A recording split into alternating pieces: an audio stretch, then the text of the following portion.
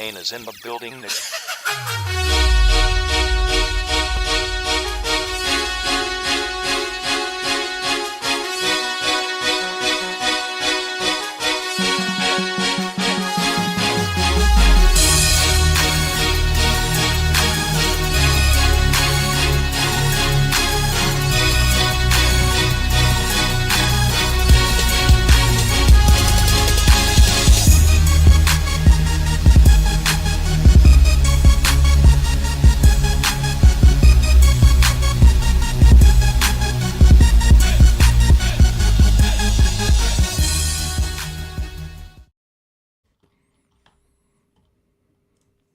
What's up, everybody? Welcome to another edition of the Buffalo Blueprint.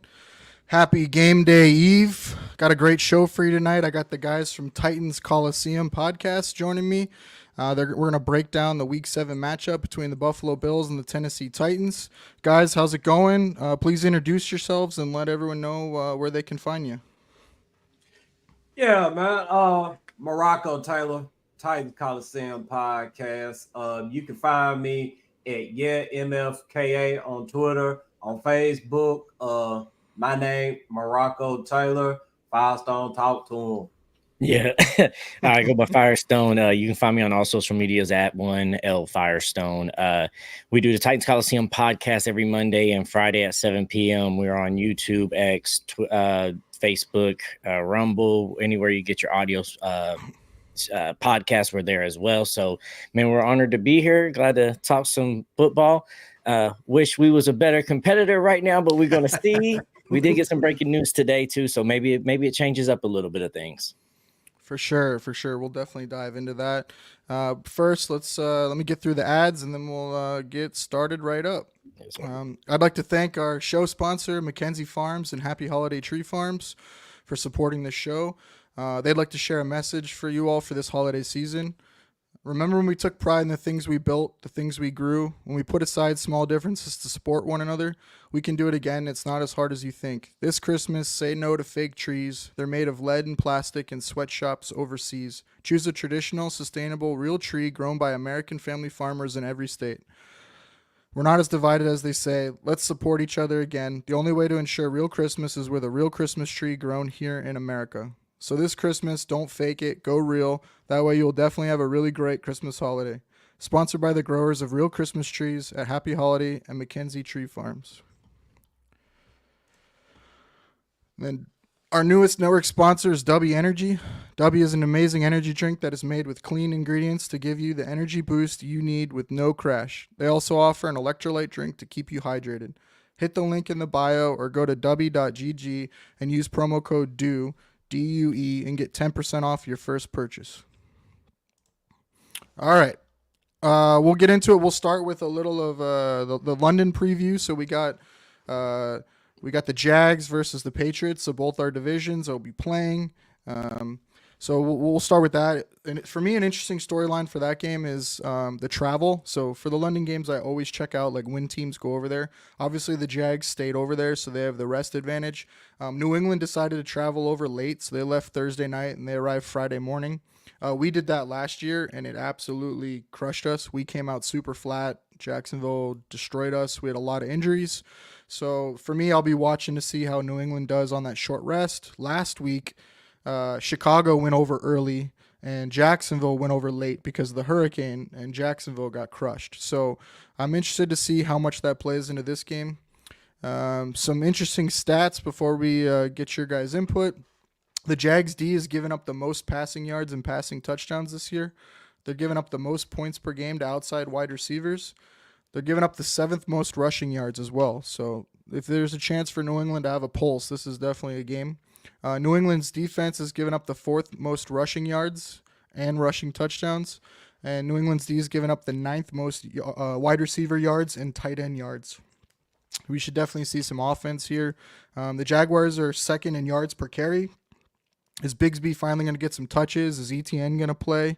And then New England's offense, what are we going to see from Drake May? Are they going to let him sling it tomorrow?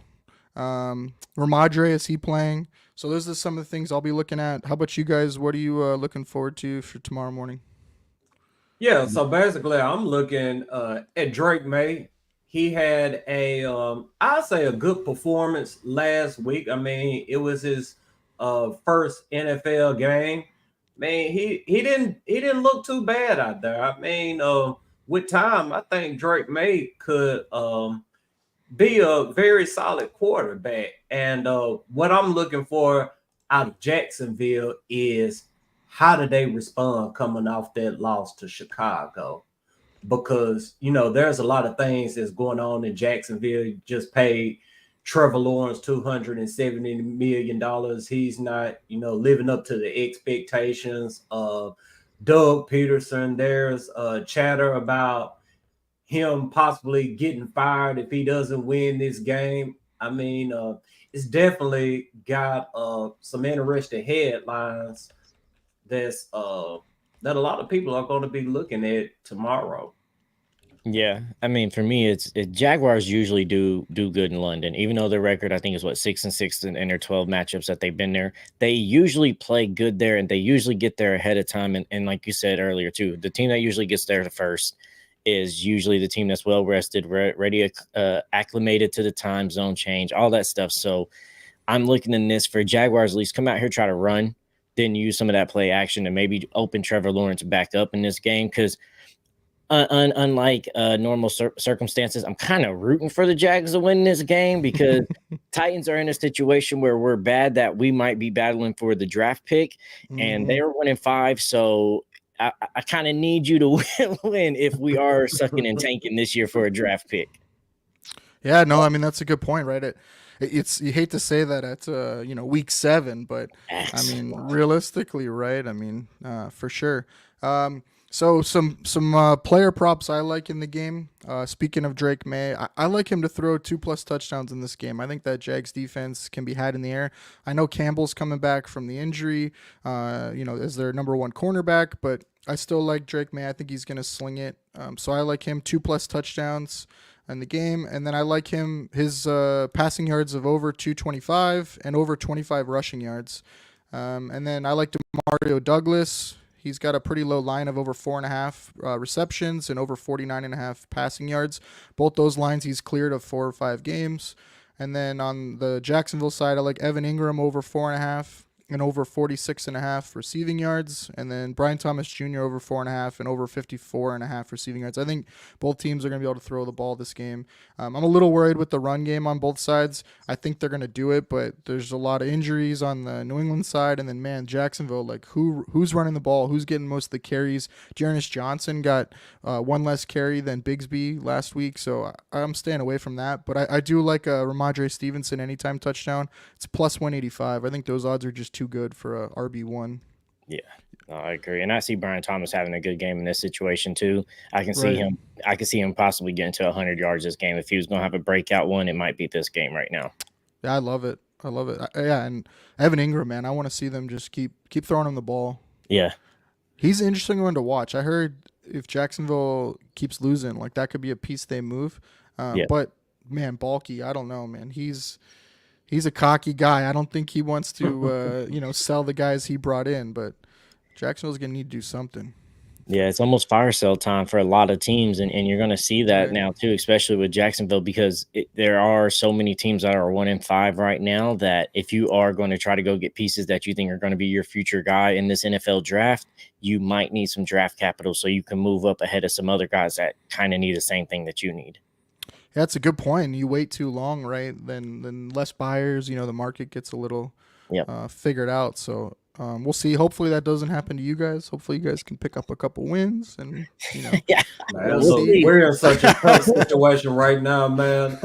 Me myself, I don't root for losing, but at the same time, I understand the situation we're in and understand the road that we're possibly going down. So I try not to be as emotional about losing as I usually would be. Yeah, for sure. All right, so for everybody out there, we started a new Sunday show. So we do a Sunday morning show. We cover the whole NFL slate. It's part of the No One to Blame show with Kevin and Jesse. I've been joining that the last 2 Sundays. So we break down each and every game. We give you picks, player props, and best bet parlays. You can catch the show live at 10 a.m. Eastern time. We'll also be bringing you breaking injury updates, and then we'll be doing some live betting during this game, this London game, and talking about the game as it's going on. So check us out tomorrow at the Dude Champions Network on all socials, 10 a.m. Eastern time. All right, let's get into some reverse power rankings. I'll call them out. Feel free to tell me I'm wrong or where you think teams should go. I got Carolina at 32. I don't know what more to say about them. I like Dalton, obviously, a lot more in there, but that defense is just Swiss cheese, man. They can't stop anyone. And then injuries, I think, have hurt them as well. So Carolina at 32. I got New England at 31. We'll see what Drake May can do. Also, for you guys, these power rankings are right now. So, like, injuries taken into account, how they're playing right now. We're not forecasting in the future or what we think will happen. It's just if they were going to play today, where we would have them ranked. So, New England 31. They could easily move up if Drake May gives some pulse to that offense. 30 for Jacksonville. They're just floundering, man. I don't know, like, I don't want to beat a dead horse, but they lose this game against New England, and it's does Balky and Peterson even make the flight back? Do they just leave them in England? Yeah, fact. That's a very Right? likely possibility. It's that bad, right? I mean, so Yeah. I have them at 30. I think we all can agree they got some talent. They should be a lot higher, but obviously they've played poorly. So I have them at 30. I feel bad that Londoners, one of their prime games this year is our 31st and our 30th team facing off.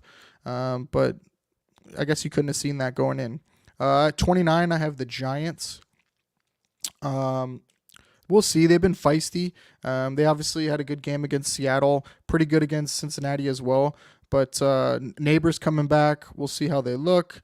But they got to win some games. I worry. Go ahead. You got Giants over Cleveland? I do. Okay. Wow. Okay. Yeah. I still, for me, I hold out hope that, like, this is the week Watson's gonna get hurt, and anyone comes in and plays, because if that happens right now, like, I think their team skyrockets. Right. They let go of Amari though. I mean, that's their number one receiver too. So I kind of get it for them though. Like, they have some young guys they need to get on the field. Yeah, I don't know, man. Cleveland could tank pretty fast, especially if they move another piece or two. That defense, it can wake up at any minute and take over a game. So that's the only reason why I have them higher. Any of these bottom, I don't know, 10 teams, you could interchange them pretty much. So Giants at 29, Miami at 28. Same reason. Like, I don't know what are they going to be. They're coming off the bye. Can they get anything out of Snoop Huntley? Like, they got to win this game. I mean, reports are that Tua's going to practice this week and come back and play. I mean, if they go to 2-4, that's a pretty big hole to try to come out of. So they really need to win this game, go 3-3.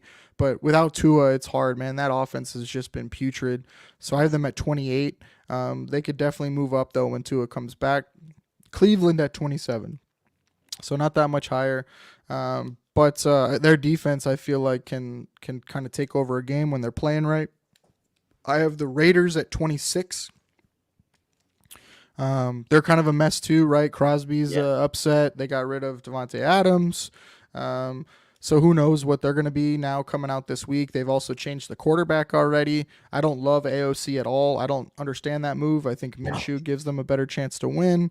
So I don't understand it. So I have them at 26. Again, you could definitely slide them down a couple spots, and I wouldn't argue with you. But I try to go by. They've won a couple sneaky games, right? They had no business winning, so I give them a little credit for that. That they're feisty. Tennessee, I have Tennessee at 25. Part of that is Will Levis not playing. We'll definitely get into that more. I think we can all agree that anybody at this point, I mean, you or I could dress up and probably do better than he's done. At least hurt them less. He's Y'all two definitely been a can. I'm net not gonna give negative. myself that much credit. Hey, I'll just do the wildcat and I'll just stand in the back or something, or off to the side, just have Tony Pollard take the snaps or something. I don't know, but so yeah, I got Tennessee at 25. I think the talent's there, right? I love some of the stuff they did on defense. I really like what they're doing on the offensive line. For the most part, we'll talk about a weak spot there, but yeah, I like what they're doing. So I have them at 25, but they just need something. They need a pulse out of Rudolph. Get the ball out of your hand into the playmakers and just stop turning the ball over. So yeah, Tennessee 25. Obviously, they come out, beat Buffalo. They'll slide up higher. So 24, I have New Orleans. I want to put New Orleans lower. I probably will put New Orleans lower. They're just decimated with injuries. So many injuries. They lost all the, their best wide receivers, their quarterback. They lost their center. Another piece on their O line. Their defense has been riddled with injuries too. So obviously losing 5 straight, you'll probably see New Orleans slide farther if they drop another game. But New Orleans 24. I have the Colts at. And you got the Kamara trade rumors. Even though he said they don't want to be traded, there's still those rumors being out there lingering as well too. Yeah, and that's an interesting one for me. Like, who's paying something for Kamara and picking that up? Like, yeah, he's not the same running back he was. Right, he's not what he was, and I don't really value running backs to begin with as far as like paying capital for them, draft capital. I want to keep getting younger at the position. I mean, he's still a guy that gets 4 TDs every, and in some games he's run and he's receiver for you. So at least he's the dual threat there, but the health is the biggest concern for him. Like, stay healthy on there. But I think that was just media, or the team maybe shopping media to see how the fans would react and if there is a market for him. But his contract is a big deal. Yeah. Like Donnie said, like nobody, not no boys, but nobody is trading for a 29-year-old running back. Yeah, I mean, I think it would take like a pretty big injury to one of the top teams, and they're feeling like now they're a running back away, from that. Like, I mean, I could even see like a Kansas City, right? Like that would be like a perfect team for him, right? Like, right. But I don't know the cap situation and what would be the cost. Like, I just don't know what draft pick you would give up for him, right? Like, are you giving up like a 5th or later? I wouldn't want to give up anything more than that. So I don't know. But if you're trying to make a run, right? Like, I don't know, but that would be scary, man. Him with Kansas City, like, no, thank you. That's making the rich richer. Right. And like, what a fit too, right? Like, geez. I mean, it could work out like the Le'Veon Bell situation. We thought when they signed Le'Veon Bell that was going to be a match made in heaven, and it wasn't either. So. Maybe it wasn't, but I don't want to try and chance it either. Yeah, I feel like that they get that rap that like everything they do works and is perfect, but they make so many mistakes, man. They've made so many bad calls, like Kadarius Toney, the Le'Veon Bell, like they've had a ton. I mean, Mecole Hardman, like they've done a ton of ones that don't make any sense. Sky Moore, so they make mistakes, man. I think we lost Morocco. Yeah, Clyde Edwards-Helaire. Oh, he's back again. Clyde Edwards-Helaire as well. Like, yeah, man, Kansas City makes a lot of mistakes. So I think we give them obviously the credit they deserve for being, winning 3 Super Bowls lately. But I get less and less scared by the decisions they make. Like when they took, like we traded with them and they took Worthy, like the general NFL like freaked out by that. But like, I don't think we were like that worried about it. Like if it's not someone we want, then who cares if they go get it? They've missed plenty, I mean, y'all gave them what, Mahomes and Worthy now, and it is impressive when you can win the Super Bowl and lead the NFL in drops. Like that does make, because it's like, all right, what happens when your wide receivers don't drop? You're doing that to us when the wide receivers are dropping. What's going to happen when they don't make those drops? Like it's going to get a little bit scarier. So I'm with you. Like right now, you're not too fearful, but if it ever starts to click, it's going to be scary. It's going to be really scary. But the same point to that, or the counter to that, would be like they already were. I mean, they had Tyreek Hill and Kelsey. Like they've already won 3 Super Bowls. Like you got to do what's best for your team, right? And whatever you think positions you to win, and not worry so much about what they're doing. Like I don't necessarily totally believe in the like you're helping them thing. Like if you think it's helping you, then go for it, right? And don't worry so much about like not helping them. I don't love like interdivision trades and stuff like that, but if you think it makes your roster better, like why not? So Donnie with the Worthy and Coleman have almost the same stats so far this year. Yeah, they do so far. Worthy's been real hot or cold. So we'll see. I feel like both of them were going to be projects. I didn't think either were going to come right in and just like light the NFL on fire. Worthy needed to expand his route tree and not just be a one-trick pony, and Coleman needed to develop his route running as well and just his understanding of space. Like the dude's really young. He came in at 20, so and he basketball background. So yeah, I think we'll see on those two. It's hard to call anyone a bust or a finished product 6 weeks in. So Yeah. we'll see. Right, there'd be a lot of players who never made it in the NFL if we called him a bust after 6 weeks. Right, Josh Allen is a perfect example. Right, like Traylon Burks wouldn't be a thing for us if we did that, and we wouldn't still be holding on to him. We'll get to him. Don't worry. We will get to him. I know that's a good topic for us. So don't worry. I got a bullet there for us to talk about. Okay. All right. So back to the power rankings. We had Indy at 23. I like Indy a whole lot more when Flacco plays. You guys know Indy better than I do, being a divisional opponent. But I a Gator fan, watched Anthony Richardson, always said, I don't understand it. I think he's way too much boomer bust. He is, when you can't hit checkdowns and just short routes and just keep the offense, moving, you're going to have problems in the NFL. You can't live on just the big plays. And it's very similar with Will Levis. Not that they're the same, type of player, but the fact of like you have to keep the offense on schedule. You cannot live on just the big plays. And so that has been my big thing with Anthony Richardson. And anytime Flacco plays, I hammer all the props and I take the Colts. And then whenever AR plays, I do the opposite. So I have them at 23. I might have them higher if Flacco was playing. I'll probably have them lower if Anthony Richardson stays healthy for more than one game in a row. But I have him in the middle because who knows? He could be out after 5 plays and Flacco comes in and the Colts look like a decent team. Their defense is terrible, though. So if they're not shooting it out, then they're in trouble. JT being hurt is not good either. They're a different team when they can't run the ball, so I worry about them. But Trey Sermon looks like he's going to play. I don't think Trey Sermon's anything special, but he can at least run the ball. So Colts at 23. This next grouping is pretty rough, these next 5. I don't know how you would order them, but I have the Rams at 22. I think they're starting to get a little healthier. Kupp's finally coming back. I think Puka comes back. Stafford's kind of playing pretty much out of his mind with nobodies. That defense is super young. That D-line is playing really well. I worry about the back end, but since they made some shifts with personnel, they've been a little better. I'm hoping they can kind of string it together because I really liked the Rams coming into the season. I thought they were going to be like a sleeper wild card team, but I didn't anticipate them getting decimated by injuries within the first 2 weeks of the season. So I have them at 22. I trust in McVay, Stafford. I think that gives them a nice floor.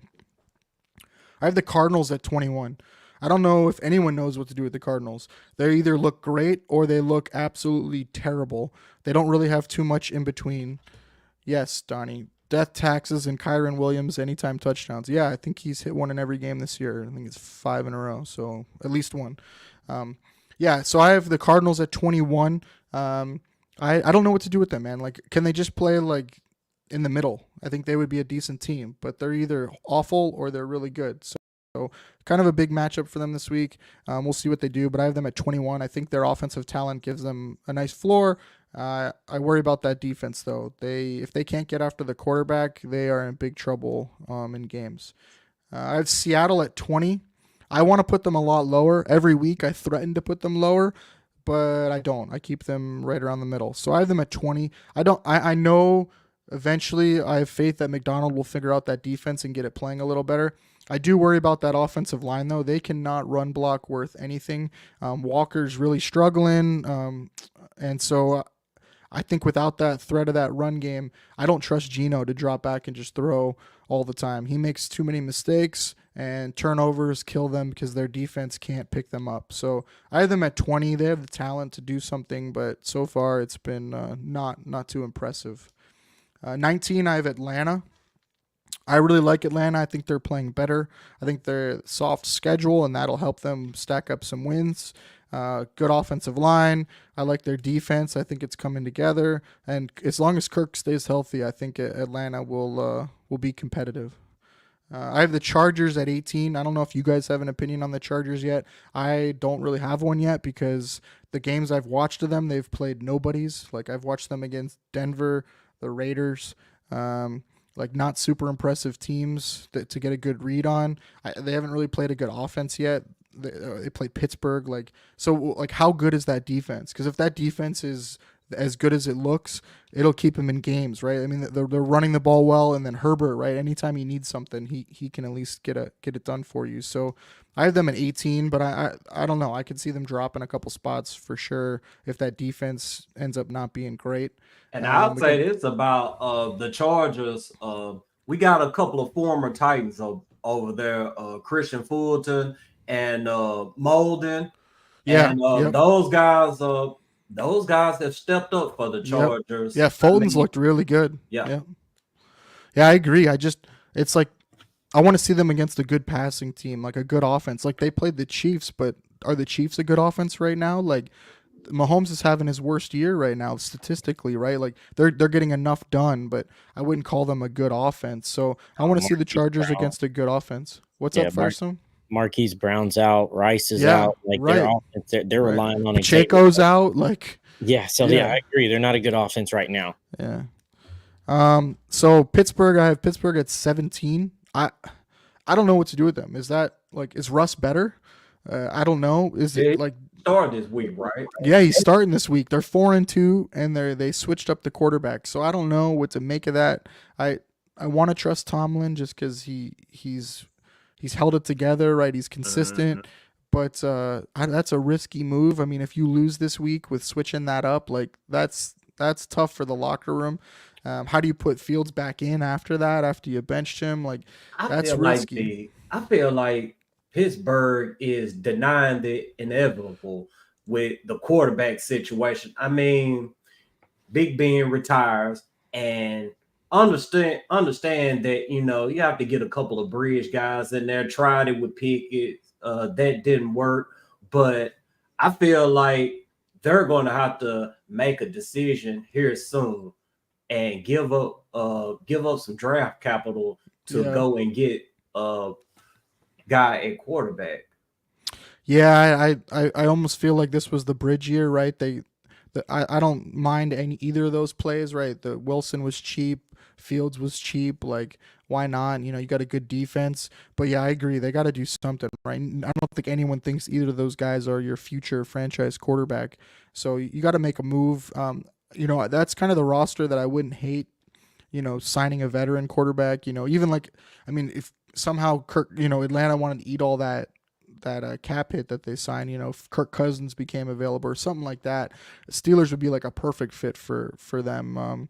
As far as like a roster built for a veteran quarterback, they're building a good O line. They want to run the ball and then a really good defense. Like, so I don't think they want to necessarily like go rookie.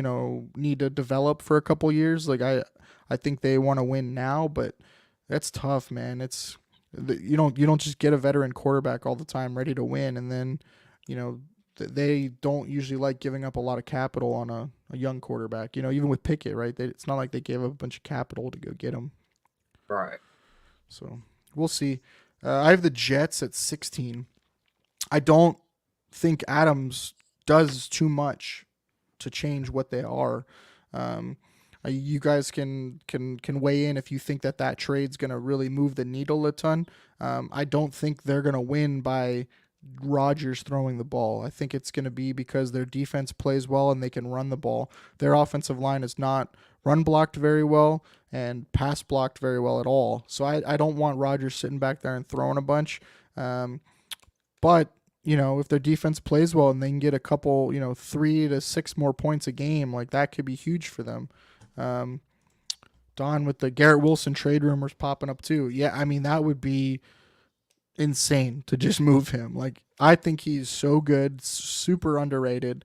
And yeah, moving him would just talk about setting your franchise back even farther in the next year or two with the moves they're making. Like, I don't think I would trade, Adams and then get rid of Wilson. Like, that doesn't make a ton of sense to me, but that would totally be a Jets move. So Yeah, I really don't understand the Adams trade at all because they just fired the head coach, and usually teams don't make a move like that after letting the head coach go. But they're right. moving as if they know they're going to be in the playoff mix come Right. December.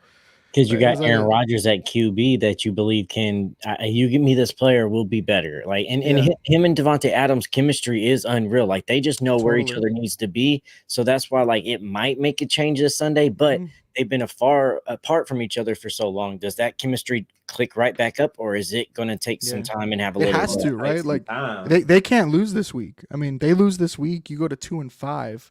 Like, that the margin of is gone. Like, you're right. Like, And you in the have to think AFC, about like, it too. Aaron Rodgers, he's still learning this offense. Devontae Adams, I mean, he's going to have to come and learn this offense. I don't think it's going to go how people think it's going to go. Hey, right. It's not like they can just revert it back to like the Packers days, right? Like, the other Right. players have to be on the same page too.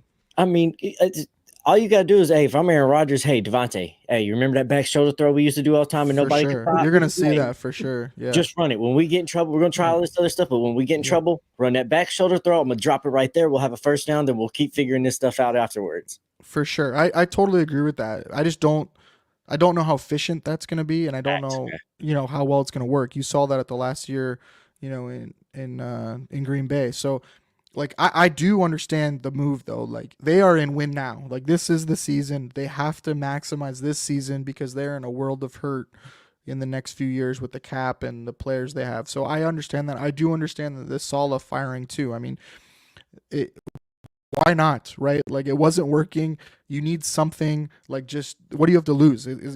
What is worse, right? Like, who cares if it gets worse? You want to at least see if it can get better.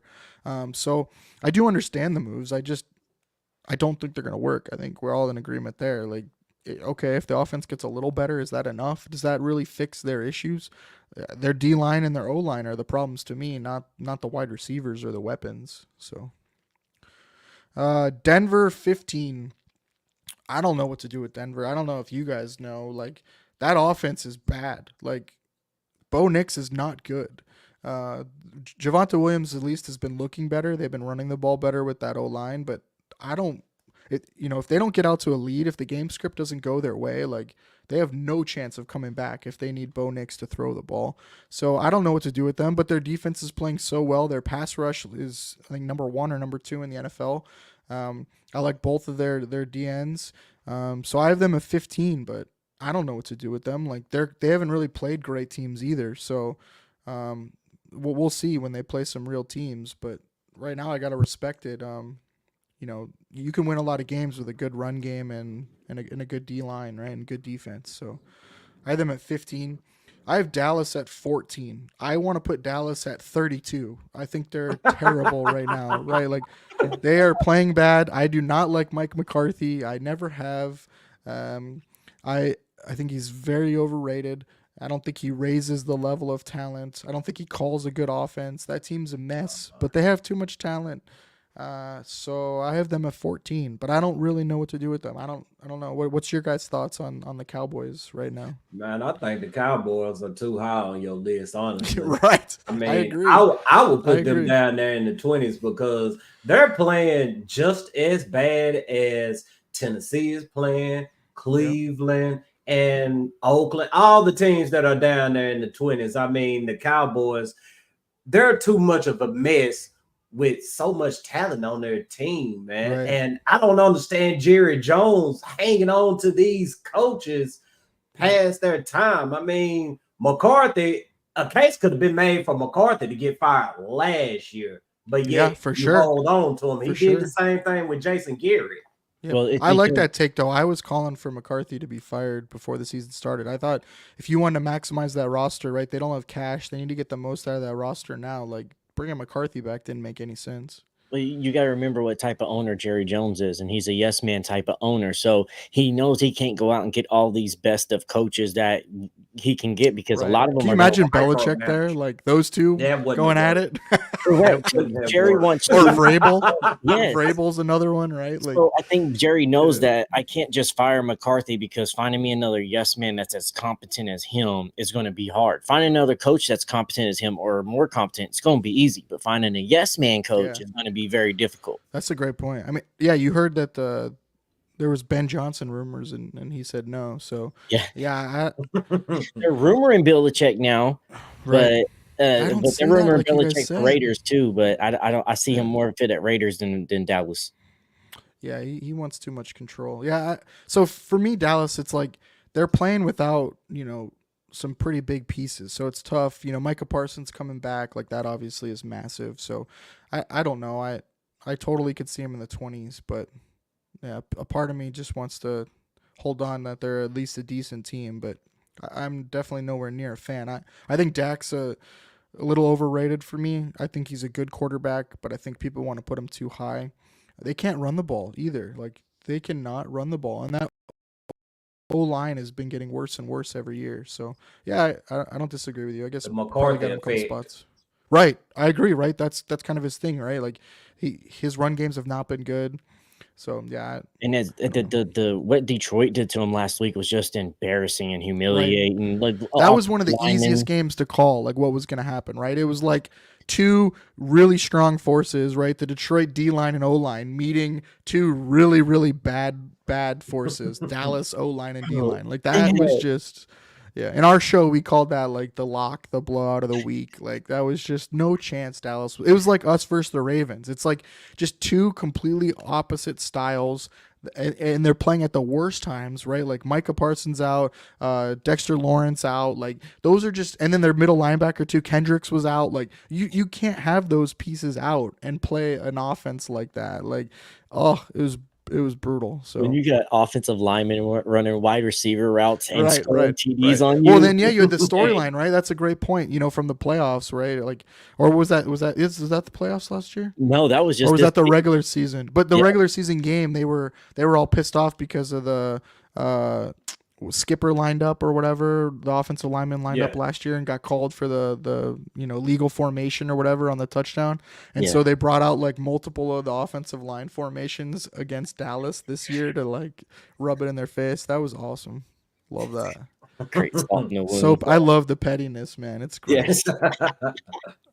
All right, 13. I got the Bears. Like, I don't want to like the Bears. They've played nobody, and I don't necessarily love that argument. Like, well, who have you played? But they've literally their 4 wins are against like the bottom 5 defenses in the NFL. Like, so it's really hard to like trust that offense in Caleb Williams. Like, yes, he's looked better, but he just played Jacksonville. Like, with Jacksonville on a short rest going to London. Like, so I don't know how much credit to give them. Like, we'll see. That defense is legit. I think that defense is very good. It's easily a top 5 defense for me.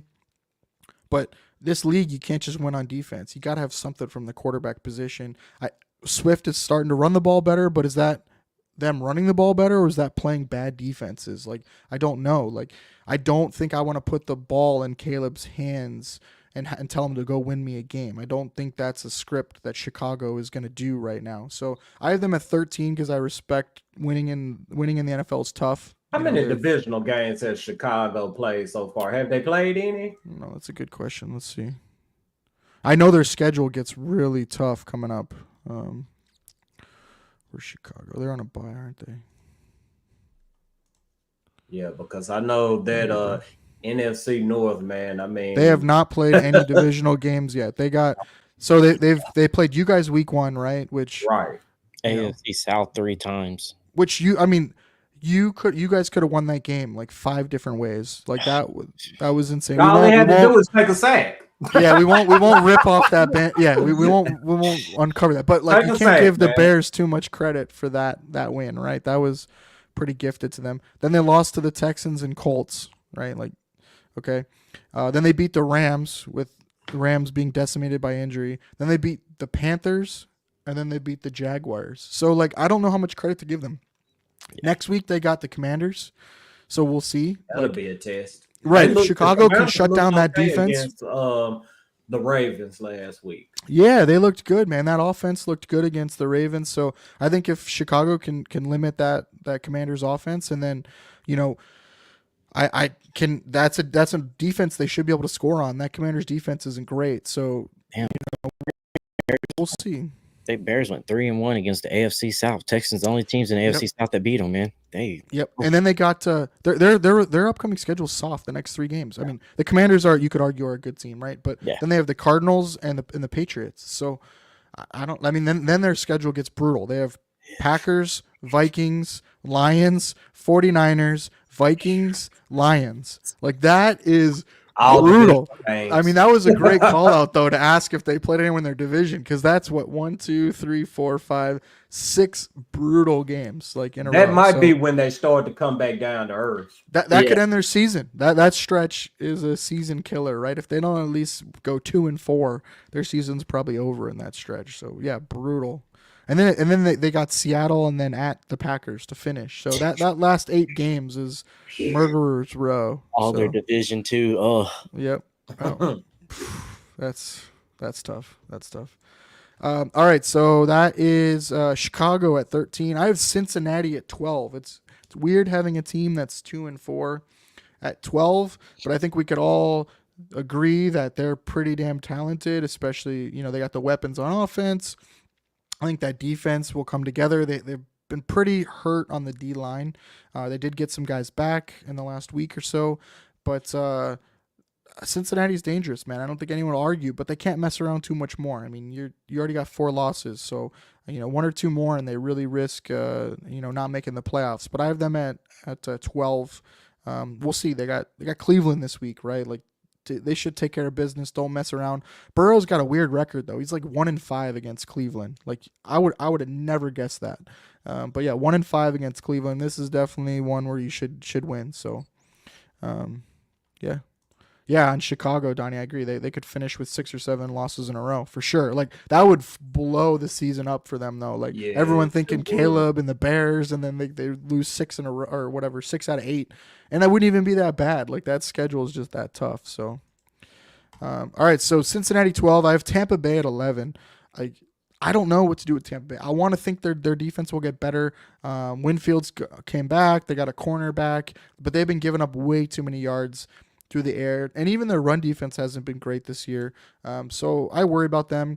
I like Baker, but at the same time, like, I don't want him dropping back 35 plus times to win me a game. Like, I want them to run the ball right, have the defense play, let Baker make a couple throws here and there. I don't want him having to throw the ball down the field. Like, get it into your wide receivers' hands and let them do the work. So I have them at 11, but I don't love them. Like, I don't think Tampa is like this great team this year. I think they're just good. I have Washington at 10. If that defense can make a couple plays, they're going to be really tough. They're going to be a really tough out with the way that offense is moving. Jaden's just making plays, man. I wonder, though, as the season goes on, do some teams adjust to that? They don't have a lot of weapons on the outside. They have Scary Terry, who's awesome. But outside of that, there's not a lot there. So I do worry about that. And then the ground game, too. With when Brian Robinson Jr. just can't stay on the field, and behind him is not great. Like, I don't really want Eckler, carrying the ball too many times in the middle, and then it's McNichols behind him. So they really need to get Brian Thomas Jr. back and get that ground and pound, and then you have Jaden's speed. So I have Washington at 10. I do think they're pretty good though. I have Buffalo at 9. We'll see with them. I think injuries really, really hurt the Bills earlier in the year. And then the bad matchup against the Ravens, and then a tough loss against the Texans. But they're getting guys healthier. This is probably the healthiest they've been all season, to include week 1. So that's nice to see. But we got to see how Cooper comes in. I mean, plugging a wide receiver 1 in middle of the season is not necessarily the easiest thing. We touched on it with Devontae Adams, and those were a quarterback and a wide receiver with a lot of familiarity. Now we got a guy who's brand new. You never played with Josh before. So we'll see. We'll definitely dive deeper into Buffalo, but I have them at 9. I have Philly at 8. I don't like Philly. I don't want to like them. I don't want to think they're a good team, but they win. They have a lot of talent. I don't think Sirianni's a good coach. I I don't think their defense is very good, especially in the passing game. So outside of their front, 5 to 7, I don't love that defense. So I have them at 8 just because when AJ Brown plays, that offense can really go, especially with the way Barkley is running the ball. When AJ Brown doesn't play, that offense doesn't go. So if he's healthy now, so I have them at 8. I have Green Bay at 7. I know Philly beat Green Bay week 1, but that's week 1. I like Green Bay overall a lot better. I just don't think they've necessarily played great so far. They've been banged up on defense, and then obviously Jordan Love is still working his way back with the knee injury. I think it's tough with a quarterback with a knee injury. I think you can come back sooner than you probably should, and I think we saw that his first game back. He wasn't planting very well and had a couple interceptions, but man, they got weapons, and they can move the ball on offense. So I have Green Bay at 7. I have Houston at 6. I think that's a little high for how the season will finish.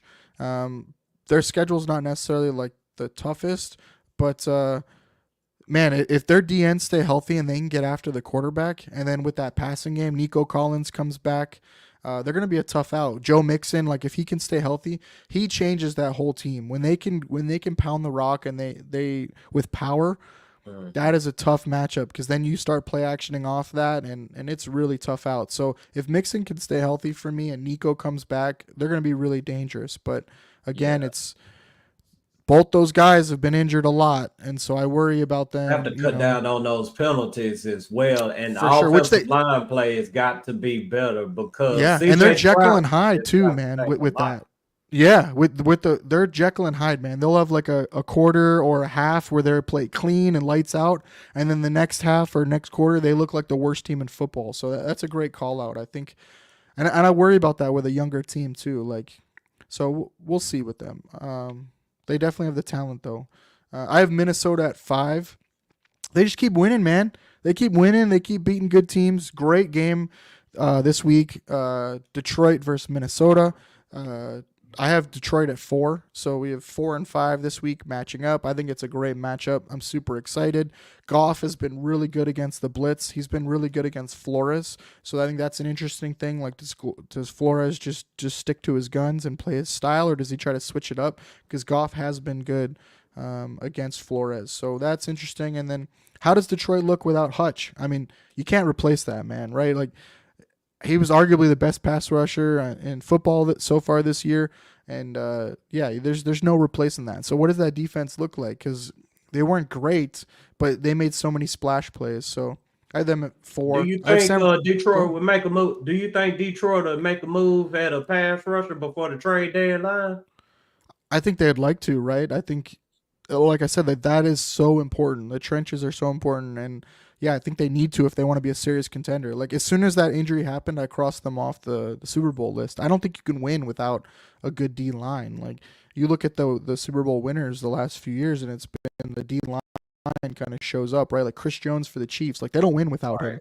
So I think they need to. There's guys out there, right? Like Reddick is a good option. If you guys lose, Harold Landry is a good option for them.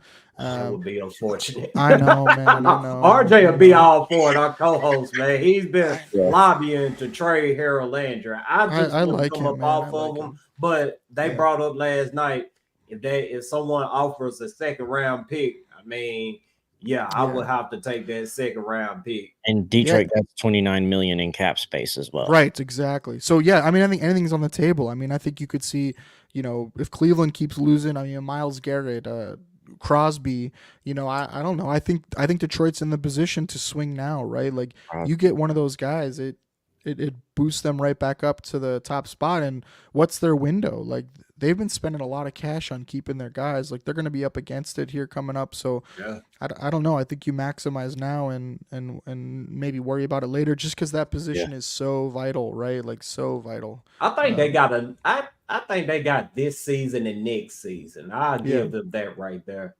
Yeah, I'd probably agree with that. All right, so I have San Francisco at 3. I think we can all agree, super good team, just very banged up. Can they get guys back healthy? I think they're going to be right there at the end. I think the class of the NFC by far is Minnesota, Detroit, San Francisco right now, but it's who stays healthy. And then Green Bay, Philly are the next tier, probably down for me. I have Baltimore at 2. And then I have Kansas City at 1. I don't care how bad Kansas City plays. That they keep winning, they're gonna stay there. So they don't look good, but neither did New England for forever. And then when it comes to November, December, January, they turn into a juggernaut. So I think Kansas City. That's will what probably 3 get the crown. Super Bowls do for you, man. For sure, for sure. And I wouldn't. That's another team I wouldn't be shocked if they made some kind of move. I don't think it'll be anything major, but I Nah. could totally see them pick up some scraps here or there. I mean, I could see MVS going back there since we cut him. So we'll see. All right, how about we get into what we're here for? Finally, we'll go over injuries real quick. So here's the Bills injury report. You can see we've had a lot of injuries, but they're finally getting healthy. So I think the only ones that matter for this game, Ray Davis, he had a calf injury last week against the Jets sometime during the game. He finished the game though, had a great game. James Cook, the starting running back, he didn't play Monday night, and so Ray Davis got the bulk of the carries. He's been RB3 for us. He's a rookie, but he took the bulk of the carries. I think he had 20 carries, so that's kind of big if he's not able to play, because I think the Cook injury is going to linger. So Cook has a toe injury. They haven't really gone into the severity of it, but a running back and a toe injury is never a good thing. So yes, I think he's going to play, but I do wonder how limited Cook will be and if they'll monitor his snaps or how effective he'll be. So if Davis can't go, which there's a very good chance he won't go with a calf, the Bills are usually pretty conservative when it comes to soft tissue injuries. So if they hold Davis out and then you have Cook limited snaps, you'll see Ty Johnson get more touches this game. Whenever he gets touches, he's been very effective for us. He's good out of the backfield as well, good receiving back. All three of the Bills like to throw to their the Bills like to throw to all three of their running backs. So Ty Johnson, Ray Davis, and James Cook, they all have a touchdown so far this year receiving as well. So that's something to watch for. But yeah, if Ray Davis doesn't go, I would watch Ty Johnson to get a good bulk of the carries here, touches. I don't think Cook's going to get remotely a full workload. The other one is Mike Edwards. He hasn't dressed so far this year. A lot of people thought when we signed him, he came over from the Chiefs. He started in the Super Bowl for them at safety. A lot of people thought he was going to be our starting safety. He hasn't played. He was hurt in the offseason. He didn't get much run in the preseason at all. I don't think he played in the game. And he's been disappointing. He hasn't dressed yet. And so this week he popped up with an illness on Friday, didn't practice. And then someone said on social media to him, like, hey, he's just sick of not playing. And he actually liked that tweet. So I don't know if that's growing discontent, what's going to happen there. I think a lot of people think he's more of like a safety 3, but a lot of people thought he was going to start this year. The Bills' safety play hasn't been great. Rapp's been a lot better. Taylor Rapp, he's been a lot better this year, but Hamlin has left a little more to be desired. So people were thought maybe Edwards could come in and play, but I don't know. I'm worried about that for Bills fans. I'm not sure Mike Edwards will ever dress for the Bills. So something to monitor. The other injury on here, he's going to play, is Ed Oliver. He has had a hamstring the last 2 weeks. He hasn't played.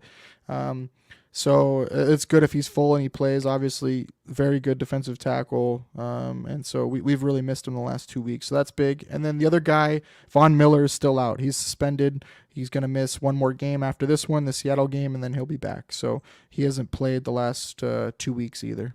So to the Titans. It's your guys' injury report. I'm not sure how many guys here you guys can go through if who actually makes an impact. I know Snead is a starter. Spears gets some run, but I'm not sure about the other guys. So I don't know if one of you guys want to go through. Yeah, Keandre Coburn is a hurt for us, even though he's at that D line. Sweat's doing good and Simmons is doing good. He was that rotation player that came in and let Simmons and Sweat have a break and didn't feel like anything ever changed. He's a big guy. He's almost as big as Sweat. So he coming on the field felt like nothing ever changed. So he was a good key piece for us, especially with us losing Autry last year. Tajay Spears, yeah, him and Tony Pollard really kind of split handoffs depending on how the game really goes. Traylon Burks out is, I think, a benefitter for us, even though so many people's been wanting to see him. I think they've been trying to force him into the rotation and force him into plays because he has that first round tag on him, but He ain't played a full season. He's never lived up to that. He doesn't high point balls right. He doesn't run his routes correctly. There's just so many things, and I think we have better talent Is he a behind him. bust? Do you guys think he's done? I think so. Oh yeah, he's Yeah. headed to IR as Yeah. well. So, Yeah, I saw I mean, that. it's pretty So, much over 3 for years Traylon now? Burks.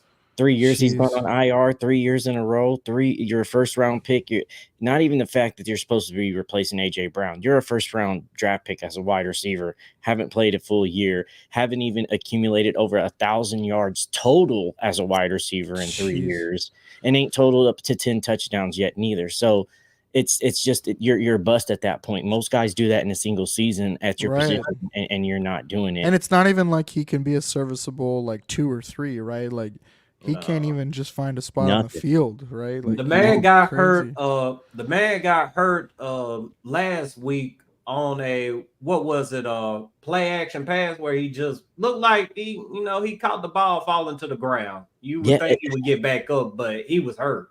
And that's most of his injuries is falling to the ground. Like he'll be in practice. They're like, oh, he looked good. Oh, he just fell in practice, looked awkward. Now he's limping off the field. It's like most of your injuries aren't even contact. You're out now. It's not a contact injury to your knee. It's you messed it up in practice.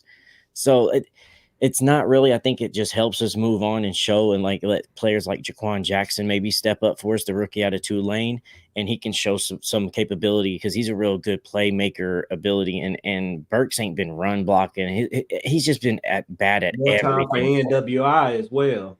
True, NWI is a good step up as well. And Snead does hurt if he's questionable because we're already down a corner. We're already down Chidobe Awuzie. And so if you step him out, then we got Roger McCreary stepping Snead's up. And been like pretty underperforming this year. Is that right for Snead? Because he was, I mean, from what Bills fans know of him, he would lock down Diggs. I mean, lock him down. But from what I've seen from Titans games, like he hasn't been nearly what you guys wanted from a cornerback one. Has that been accurate?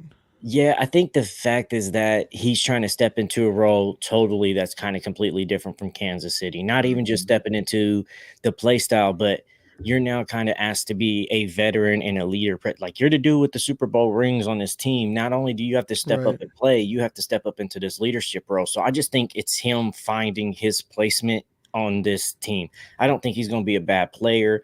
I just think there's things in the locker room, the way we're playing, the way Will Levis is playing, and him coming into a new environment, and some of these injuries are lingering with him. I just think he hasn't quite found his footing as a Tennessee Titan yet.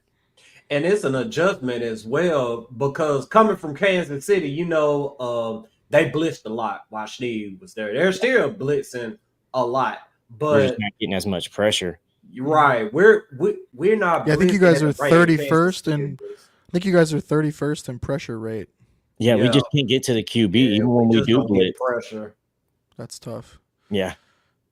I think the only other one was Cedric Gray. Is that he like a special team backup linebacker or what's his? He's been out since what? The preseason. He's been out the whole season. He's a rookie guy coming out of North Carolina. He's going to have some upside to him, but he came out in preseason and in training camp and kind of had a shoulder injury that lingered. That's a nerve thing. So then they went ahead and put him on IR, and now they're waiting their little 3-week span to see before they fully activate him or just keep him on IR for the remainder of the year. And the way the schedule's going, IR him for the rest of the year because he's going to be a good linebacker at some point. Don't waste him off on this season. Yeah, we don't have a need for him right now. Yeah, I mean, especially with the shoulder, right? Murray, he's playing decent, and Ernest Jones, he's playing decent as well. Yeah. So just let him learn from them. Yeah, let them learn from them in the classroom set and stuff like that, and then come out next year. I know we don't get too many opportunities to let rookies sit and learn behind people, but this is a good opportunity for that. What about the sweat injury? I know he had the knee pop up, and then he obviously is going to play, but you guys get any information on that at all? No, I haven't heard much about it, but Sweat seems to be in good spirits. I mean, he was joking while talking to the media this week about Josh Allen pump faking. He said that he won't be jumping on those pump fakes. Can he jump? I wouldn't put it past him. Yeah, right. Dude, I mean, not unbelievable Steve, pick though. I mean, he's been an absolute. Fluent. What a beast, man. I mean, like, you cannot move that guy. Like, what a monster. Like, Yeah, I don't know how much inside running we're going to be doing. The Bills like to go heavy and bring in a 6th lineman, and then they'll triple team like one of the D Yeah. tackles. I'm not sure you want to waste a triple team on him. Like I don't think a triple team will move him. I think he'll just stand there.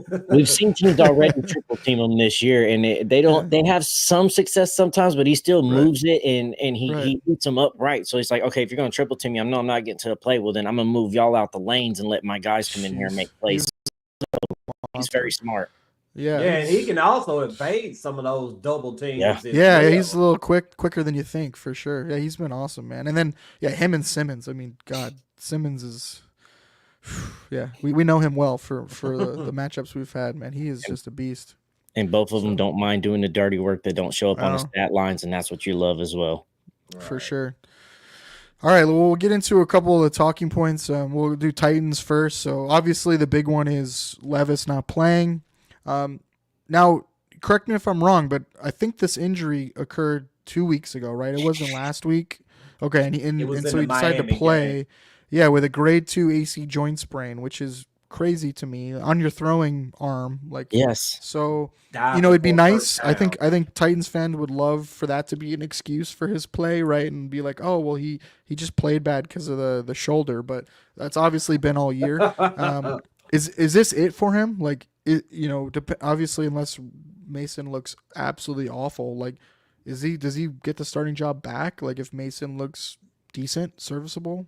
I think if Mason comes in and provides a spark for the Titans offense, I don't think Will Levis is going to get his job back, even though I'm personally not a fan of a guy losing his job to injury. Yeah, I that's a good mean, point. it's a business as well, though. Yeah. But he was kind of losing it before the injury. That's the difference. Some guys go out and have an injury, then their backup just plays better than them, and you're like, you can't lose it. This guy was already having a questioning job, and fans have been calling for him. But my problem is I don't think Mason takes over this team this year. I think Miss Amy, our owner, is set on Will Levis. This kind of feels like the Mariota days that, hey, we at least got to figure it out, even if we lose. But I think the coaches and the GM are starting to realize you're kind of losing the locker room. Not losing them like you lose them and you're going to get your job fired, but we're losing them for the season. They're checking out on the season right now. Yeah, you can't feel like you have a better chance to win with Levis right now, right? You saw Ridley's comments right after the game, and that's Monday. They had an emergency meeting to go over every pass play. Yeah, that's not good. And they sit there and dissect it. Was the problem scheme on this play, or was it execution? And they didn't throw anybody under the bus when they were talking about this meeting, but you already know the meeting was about Will Levis. Yeah, right. Because you have kids. When you try to tell your kids something and they don't listen to you as a parent, so then you try to get like their friends or other parents to tell them this stuff, and then it clicks to them. That's what that felt like. Like the coaches have told him enough. He don't listen. So maybe if the team tells him to, the whole offense tells him, maybe it'll change. And I think that's a thing too that I read into is that you don't let Will Levis play, and then this next week you have a whole team meeting pointing out what's going on. Then all of a sudden, a day before the game, oh god, yeah, he's gonna sit after he. Yeah, that's what's going through my head right now. Is like, is it more of a soft benching, like, or a self benching? I think it is. I think it is. I think it really is, because of the simple fact that after the game, Will Levis threw the coaches under the bus. He, started making excuses about, my shoulder. I think I would have completed this play if I was healthy. And then Callahan had to go back and say that, this guy was healthy. I mean, we didn't see anything wrong going through practice. And then he went out and mentioned that the Titans had a bad practice on Wednesday. I mean, the media they don't have any type of access to the practice in the regular seasons like that. So for him to just come out and say we had a bad practice, and then you got Peter Skoronski trying to explain what happened in practice. I mean, he's just creating a bunch of unnecessary distractions.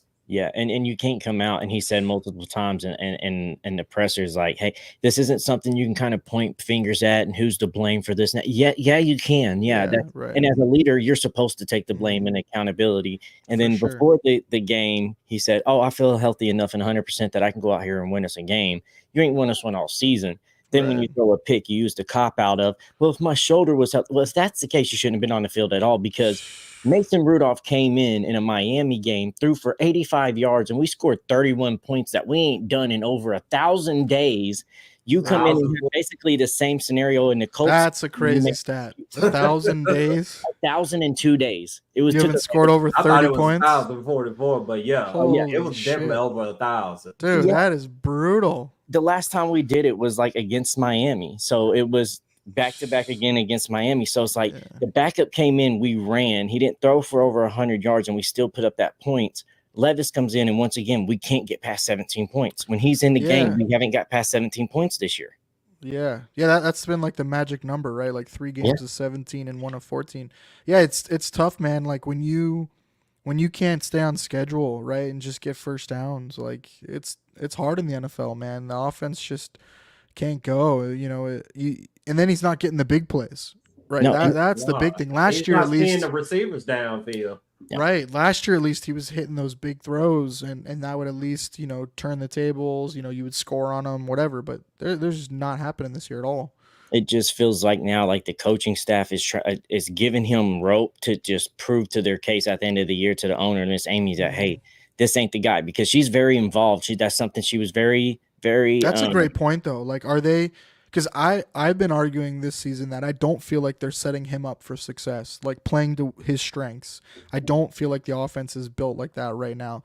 But if the coaches want him gone, right, and want their guy, then I think that they're doing it right. They're definitely not setting him up for success. I think they were until the week 2 incidents happened. And when you started to see, because, you know, as coaches and as players, like fans, different levels, but when you're a coach and a player and you've been in these situations before, you start to realize what intangibles are not able to be coached out of a player.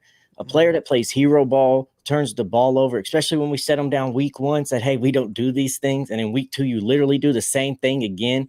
Those start to show that you're uncoachable, and we can't coach these mannerisms out of you. You've had a turnover every game this year, and the turnovers happen quicker and quicker. Week 1 against the Bears, it wasn't until the second half.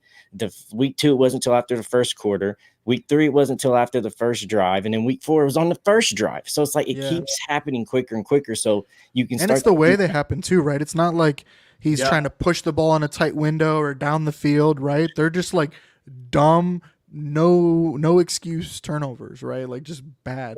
And majority of these interceptions he's had this year, there's been a wide open wide receiver on a play, and he's just missed them wide open. And I mean, like 10 yards, nobody's in the radius of them wide open. So he's not going through his read. He's not making progressions. He's not reading defenses pre-snap.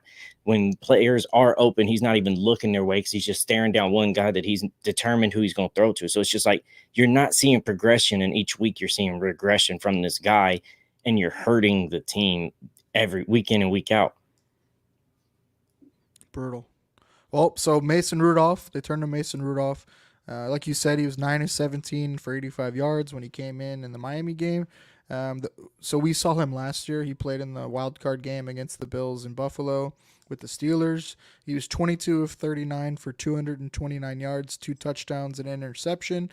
The final score, which I thought was funny, was Buffalo 31, Steelers 17. So that magic number for you guys of 17. We heard Steelers fans complaining about their offense last year. I mean, they was complaining to the point where they were giving us credit, and we're listening to them thinking, like, do they not watch the Titans? I mean, the Titans run Derrick Henry into a brick wall on every single play. Is run, pass, punt, or run, and punt. I mean, the thing that gives me like faith in Mason with this offense, at least this Tennessee Titans team, because I'm from Oklahoma. I'm an OU fan. I've watched Mason all the way through OSU days. So I know he's not the most deadliest passer that you can get, but he is a guy that can manage the team and manage to play if you got talent around him. And that's something. And like getting protections right? Like checking you into the right play. Like he understands all that. He operates well fundamentally. I mean, that's the problem with Will Levis. I mean, the fundamentals of a quarterback aren't there with Will Levis as with Mason. You know, you don't have to worry about Mason doing anything wrong fundamentally. And I don't think Mason has had this talented of a team in his football career, not at OSU Yeah. or even at Pittsburgh. Like, you got wide receivers around you, a running game, and an offensive line that's improving every week. That's a scenario he's never had. Well, you can argue too, like even the scheme and the offense is better set up for Mason. I mean, Yeah. as far as like a rhythm, timing, short, accurate passing offense, like that is Mason. Like he can totally run that. So yeah, I agree. I think this game becomes a lot more serious with him starting for sure. I think the offense can actually do something, and I think they can exploit some of the weaknesses of the Bills with Mason more than they can with Levis. You're So feeling yeah, like how we felt last week when we found out that Flacco would be starting for yeah, the Colts. for We sure, were all worried Yeah, about Flacco yep, starting, and then last minute, yep, oh, Flacco starting. I was like, well, how you yep. gonna lose? No, that's a great point. I agree. All right, we'll get to a couple of the Bills talking points. So obviously the Cooper trade. Um, you know, I'd love to get your guys' thoughts on it first, and then I can kind of dive into it a little more from a Bills perspective. But yeah, what did you guys think when you heard the news of the Mari Cooper trade to the Bills? I'm nervous about it because even though it's like, all right, it's a short week, you ain't have much time to practice. Even if he play, have they decided if he's going to play this week yet or not? Yeah, he's playing. So the wide receiver coach was his wide receiver coach in Dallas So for 2 years. So he does know the wide receiver coach. I think that helps with some of the language, right, and translating the playbook over. So I think that's an advantage. And then yeah, he's been traded. This is his fourth time traded. yeah, So he's been around. He's been in other systems. Yeah, I would be shocked if they didn't have at least some plays and he wasn't pretty ready to go. he didn't lose a step when he got traded from Dallas and the Dallas and Raiders trade. I don't think he's going to lose a step here because even if you don't, all right, you don't got the full offense down, just tell him what route he's running in the huddle. Right, Let him go right. run it and chunk the ball up to him. He's a 50-50 type of guy, and even if you don't want to chunk, he gets separation. I mean, this is a guy that got 200 yards multiple times in games on multiple different teams, so Yeah. he's a legit wide receiver that's going to get open regardless if he knows the offense or not. Yeah, and I think for the Bills, it was like they needed a threat. They just needed something on the outside that could threaten defenses because you saw. So the teams run the most man coverage against the Bills this year. I think it's over 40%, just because they didn't have the guys to beat it, and then they were doing a lot. They were moving down into more one high safety looks just because we didn't have anyone to threaten, and the only guy we did was MVS. And when they brought him on the field for the 10 snaps he played, like, okay, then we'll play two high shell and we'll be fine, right? So this brings out a legit guy you got to worry about, right? Like, and it also helps. They like to run 11 personnel, right? It really helps having him on the solo side, right? And you love the matchup of him versus most cornerbacks, and then you can't leave him on an island one-on-one like you said. I mean, I feel like he's a legit man beater, and that's something the Bills don't really have. I mean, Khalil Shakir is pretty good against man coverage. He's been banged up with an ankle. Josh loves him. We love him on the Bills, but he's more of a 2. He's not your guy outside that can threaten you deep, and that's what Cooper can do. So he can stretch the field. He can threaten you deep. He's a 50-50 guy, like you said, down the field, and I think it bumps everybody in the wide receiver room down one to where they belong. So Shakir now becomes your 2. Coleman as a 3, I think is great on the outside. Curtis Samuel as your kind of gadget guy, and then Kincaid as a really good option at tight end instead of being your number 1. Kincaid now can be more of a 2 or 3. So I thought it was a no-brainer for the Bills. It was a move they had to make if they wanted to be a legit threat in the playoffs and a Super Bowl contender for sure. They really needed that. I didn't think that the Bills would be at the point that they're at right now. I actually thought that the Bills were going to have a down season just because of everything that went on throughout the off season. But they made the right move by bringing in Cooper, and I look at Cooper as an example of the type of wide receiver that can have longevity in the league, because any former wide receiver will tell you that route running matters more than anything. If you can run good routes, you can play wide receiver for a long time in the NFL, and that's how I look at Amari Cooper.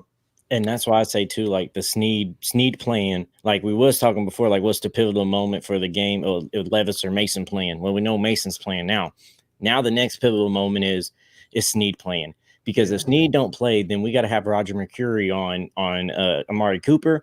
And Mercury's a good corner, but he's a smaller corner. His wingspan ain't as big. You just throw chunk balls up there and jump balls to Amari. He's going to moss them every time. He's going to get out. He's just not going to have the wingspan, even if he is on them. So I would much rather have Sneed on Amari, Roger on Khalil or Shakir, and then you let Brownlee and Coleman battle it out at rookies. I like Brownlee a lot. I think he's going to be real good. Yeah, I mean, he might hold off Awuzie coming back on getting his starting job. Yeah, like he's been playing that good. Yeah, that was a big loss too, man. Awuzie is good when he's playing. So yeah, he is. Yeah, I think that's a great point. I think that's what really changes it for the Bills' offense is now you have a guy that you really got to scheme for and look out for, and you can't just leave him out there one-on-one against most corners. You wouldn't want that. So yeah, I think it's big. I don't think the Bills planned on going into the season without Diggs. Like that was not what they wanted to do. Diggs forced their hand, and then they were kind of stuck with options they didn't really like. They wanted to go younger and cheaper, and so a lot of us wanted them to double dip in the draft or trade up in the draft. I like Keon, but I don't think he's a true X, guy on the outside. I think he's more of your number two. Yeah, I think he's more of a number 2 and possession receiver, which is great. It's fine. But I think he's going to be a good player. But that's not what we needed. We needed a guy who can threaten vertically and go one-on-one and beat man coverage. And so that's what Diggs was. And so yeah, it just they didn't have a way to fix that, and so the Cooper move was perfect. I like the Cooper move more than Devontae Adams for the Bills, just because of what they needed. They didn't need Devontae Adams is still really good, but they didn't need a more possession guy. Like they didn't need a guy that's going to live in the short to intermediate. They needed a guy that's going to live more in intermediate to deep, and I think Cooper can do that. So I really like the move for the Bills. I don't know how much he'll impact this game. I know they'll have some plays for him. I'd be shocked if they didn't have a set of plays, especially early in the game. I could see them scripting up a couple looks for him early. Yeah, snap count for Cooper, it'll be pretty low. I think. I'd be interested to see. I could see him getting a lot of snaps just for the fact of he's a good run blocker and for love of the game routes and just he's a good decoy. Yeah, so I could see him out there getting snaps, eating into Matt Collins snaps and even Keon's. So I could, but again, you could also tell me he gets 20 snaps and I would totally believe you too. So, but I wouldn't be shocked if he got 70-80% of the snaps. Just and that's a good point that y'all brought up too. I mean, just by him being the type of veteran he is, I mean, you just tell him what you want him to do directly, and he can go out there and do it with no problem. 1,000%. Yeah, and even like the run plays, right? Like having him out there is a legit threat, right? That he's out there, and then he doesn't need to know the play to run block, right? Like we're gonna run the ball, dude. Just block. You can simplify it for him in his position every time. Like, hey, man, we're running your way, block, or we're not running your way, or hey, just run this route, like until he gets those things, and he'll understand. And like I said, he's been a veteran around, so I think. Like I said, the Sneed thing's going to be a factor because if Sneed's not out there, I can see him be on account more decoy type running. But if it's him and Roger Mercury matched up, that's a matchup they're going to love and they're not going to pass up on. They're going to try for it. Yeah, and Josh isn't afraid to challenge any corner. Like he'll throw at anybody if he thinks he's got a good matchup. He's even done that with the rookie Coleman. So I'd be interested to see. I think that's definitely a storyline to watch. The other one, the talking point before we get into the trenches is the Bills' run defense. It's definitely been a story this year. Teams have been able to run on them. I think that's definitely an area where Tennessee has an advantage is getting Pollard going. I think Spears being out though is big because the Bills have been very bad with running backs coming out of the backfield and in the passing game. And yes, Pollard can do that, but Spears I think is a legit threat out of the backfield. And so not having him in this game I think is advantage Bills, but I think that's just where Pollard maybe can do some more of that. So it's something to watch. Guys getting back healthy is definitely going to help the Bills run defense. So their middle linebacker was out, their nickel corner. So the Bills run nickel 95% of the time. So their nickel's Taron Johnson. He's one of the best in football. Big part of their run defense. He missed time with a broken arm. He missed a couple weeks Their middle linebacker missed a couple weeks. He's back, so that's big. Ed Oliver's missed the last 2 games. That's really big for them on the inside. So I think their run defense will get better. But man, if you guys can run the ball this game and control the clock, I think that is an area where you guys will hang around and have a chance in this game. So that's something to monitor for sure. I definitely have faith in Tony. It hurts that Spears is out, but because Spears does have like that explosive play to him, but Tony Pollard does too. And For I don't know sure. if you saw last week, it was what, 3rd and 19 or 3rd and 21. He broke that thing off and took it for a touchdown too. And like Yeah. that's just in situations you don't. And it wasn't like it was a wide open lane. This dude made 3, 4, 5 different jump cuts to get open to get where he needs to, and he just cuts on a dime. It's so crazy. But We're world famous for that too. Like third and long, like we are world famous for doing something dumb and allowing big conversions on 3rd down. So I wouldn't be shocked, especially to the running back, like something in the flats, something like that. Like we are known for that. So And then we also have Julius Chestnut too. He's more of a power back, okay. and he can come in and we'll make him look take good. some pressure off of. We'll make him look good. He can most definitely come in and take some pressure off of Papa.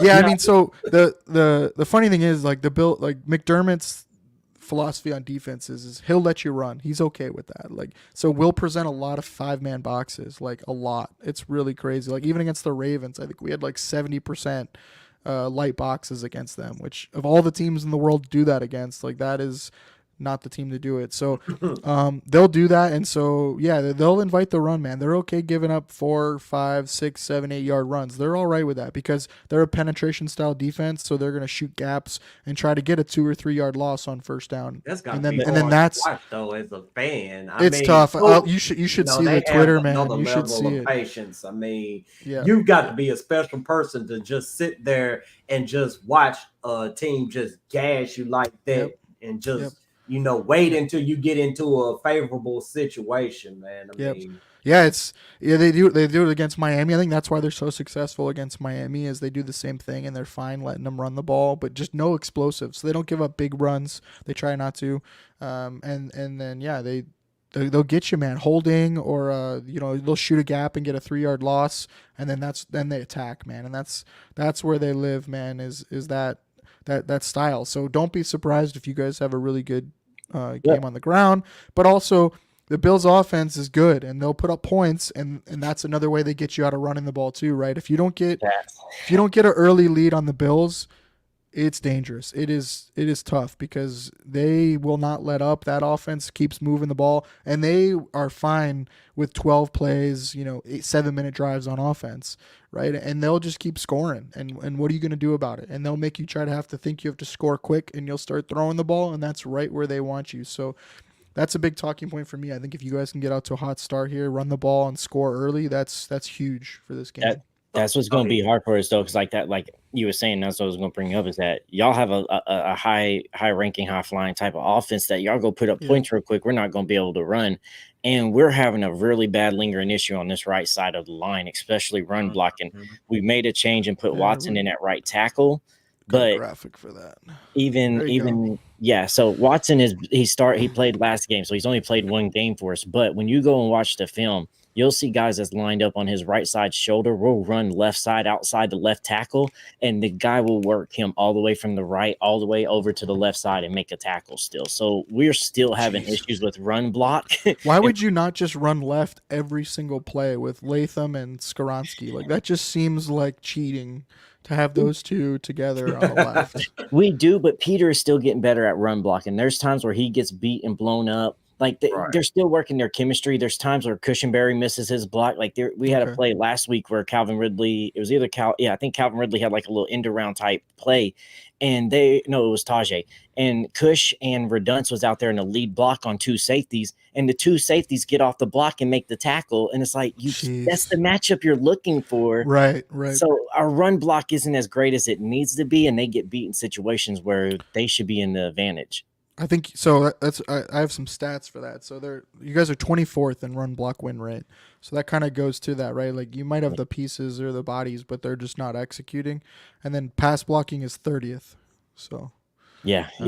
And I will say this right here: when it comes to pass blocking, against the Colts last week, the Titans offensive line, they didn't give up a sack, and that was the first time that's happened in 3 years. Wow. Okay. Yeah, so they're getting better, That's and crazy. that Watson, because we had NPF there, and NPF was just getting demolished. I mean, just blown by, falling down. Just it was Yeah, he got horrible. benched, right? Yes, so Yeah. Watson Okay. came in, and that was his last game. So like, there's improvement for him, but he came in and held his ground on passing games or pass blocking, and we didn't give up too many pressures, and we didn't give up any sacks. But he just has to get better at being that dude in the trenches that wins his battles. Yeah, not Watson's to. got that mean streak in him that we were looking for out of Okay. NPF. The thing about it is Watson technique wise. Yes, That's where the Gotcha. problem comes into play. Gotcha. Yeah, Petit Ferrer is another one that's tough, man. I mean, you guys thought he would be able to come in and play, and he just hasn't. In anything, he's gotten worse, right? So yeah, and we thought we had Sadiq Charles playing right guard this year, and then he yeah, retires on us at 25 after signing with that's us this tough. offseason. So that right side we thought was going to be better this season, and then it just kind Yeah, of because you like Dylan Reduns as your sixth guy coming off the bench or your backup interior, yeah. not necessarily your starter. So Yeah, because he can play any type of position, and then we also right, got run skill as well. That's kind of the same. So you had good depth there, and then Watson was supposed to be a depth guy. So it was like we got good depth, and then Sadiq does what he retires, and then NPF just way underperforms this year and takes a drop back than what we saw in his rookie year and last year as well. yeah, that's tough. So for the Bills defense, they are 20th in pass rush win rate and first in run stop win rate. That first in run stop win rate though is super deceiving because that just grades the D line. So the D line is winning, right, or doing what they're supposed to do. But again, like I said, we were missing our middle linebacker, our nickel corner, and so and our safeties have been coming up and just not in the right gaps, missing a lot of tackles. So the D line's been playing well and holding their own, but you can definitely run on the Bills. So that number is very deceiving for a run stop win rate. But pass rush win rate at 20th is a little deceiving too. So again, Ed's missed the last two games. Vaughn's been out the last two games.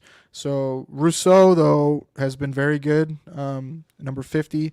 He is 18th in pass rush win rate. He wins a lot and generates pressure, but he doesn't always finish. So, like week one, he had multiple sacks, but then he'll disappear with the sacks, but he's still getting pressures. So he's 18th in that. And then Daquan Jones on the interior, he's not on this graphic, but this is more like third down. But he plays first and second down. He's actually 20th for defensive tackles on pass rush win rate. So he can get after the quarterback too. But usually on third downs, the Bills will go light and they'll bring Smoot in. You guys know Smoot from Jacksonville. So he'll come in and play tackle, like a 3 technique. And so will AJ Epinesa on the outside, 57. He'll reduce inside too. When we had Von Miller, they would have Von Miller on the outside and then Epinesa or Smoot on the interior, and then Groot and Oliver. And so the Bills can definitely generate pressure. If they are successful in that, like, watch out. It's going to be a long game.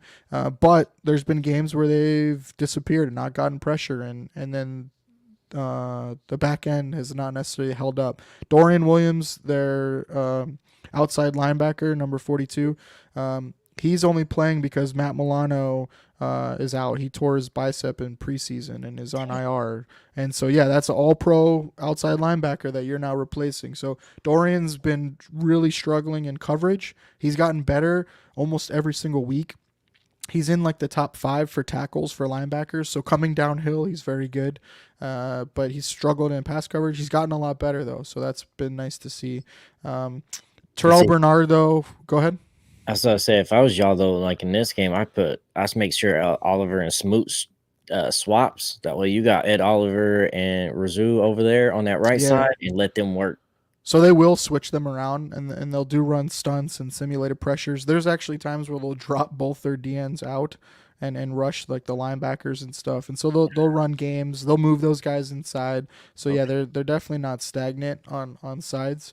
But yeah, that's a good point. I definitely think you got to attack the right side of your guys' line. Terrell Bernard, number 43, is a borderline All Pro last year. He's fantastic playmaker. You'll see him shoot a lot of gaps and run defense, and then he'll make plays on defense. He turns the ball over, so he's definitely one to watch. That's really it for the Bills on the front seven. We can go to your guys' defense now. Talk about your D line. We touched on Simmons a little bit and Harold Landry, but if you want to go over maybe some of the new guys and the linebackers. Yeah, so I'll start off with Joseph Day. Joseph Day has come in and played like the player that we thought he was. I loved him in the Chargers, man, and really before that, right? He was better with the Rams, but good player, man. That not a lot of people talk about.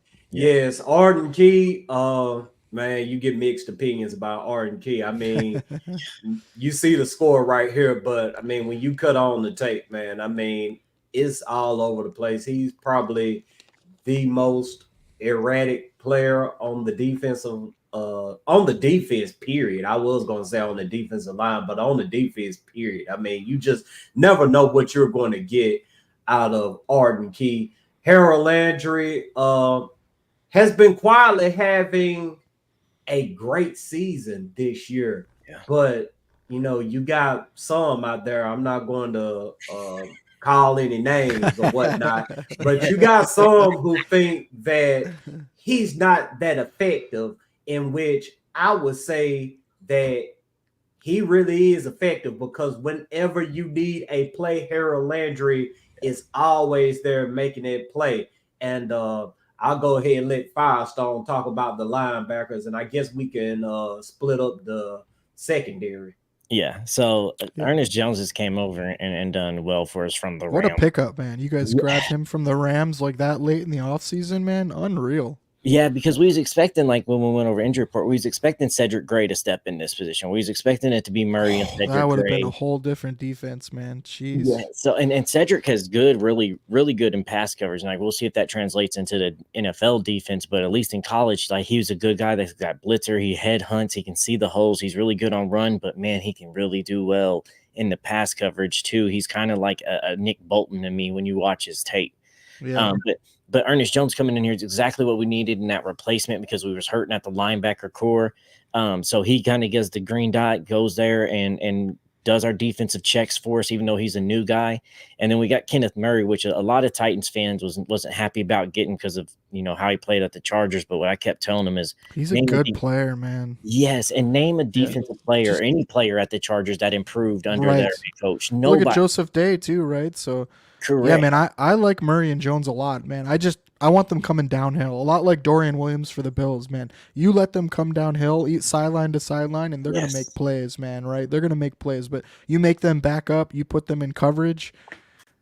I worry, right? I stress. So, Yeah, I think Brandon Staley had Murray doing a lot of it. Yeah. He had a lot of coverage, and was dropping him. And I don't want Murray in space, covering space, right? Like, I want him coming downhill and even blitzing. I just don't want him dropping in coverage, right? So, and if he is doing coverage, you have him coverage in running back swing routes. You have him covering drags. You don't have him going down deep field with him. Like, you're covering the underneath tight end running back stuff. And then once it's passed underneath, pass that duties off to somebody else, because you want Murray to be the type to see ball, hit ball. And you don't want him covering like a seam route or a wheel route or something, running downfield with a running back or a tight end. Yeah, that's and so the Bills like to do that. They like to sneak their running backs out and run that. They'll also put Curtis Samuel and do a little orbit motion where he comes behind the running back and then switches sides, and then they'll do like a wheel route with him. So I think that's a matchup to watch, just because I think Joe Brady, the Bills offensive coordinator, really likes to put linebackers in conflict and get them, moving and covering. So that's an interesting one for me, because I like your linebackers a lot, but that's one area where I think they can be had. Yeah, and so I think, and under this Denard Wilson too, he likes to have them underneath and blitzing, and sometimes they do go out here on coverage and carrying the running backs, because we do some man coverage and we throw some blitzes in and some unique statuses, or some unique looks. But I think Denard has learned that, because there was a game, and I can't remember what game it was, but they ran a wheel route with a running back on Murray, and I mean, it was just a good catch. He got burnt. He was there. I want to say that was the Jets game. Yes, I think so. So it's like you let him go out there and do that, but if you let him play his game and stay within that 10-yard marker, man, Kenneth Murray is a beast at that game.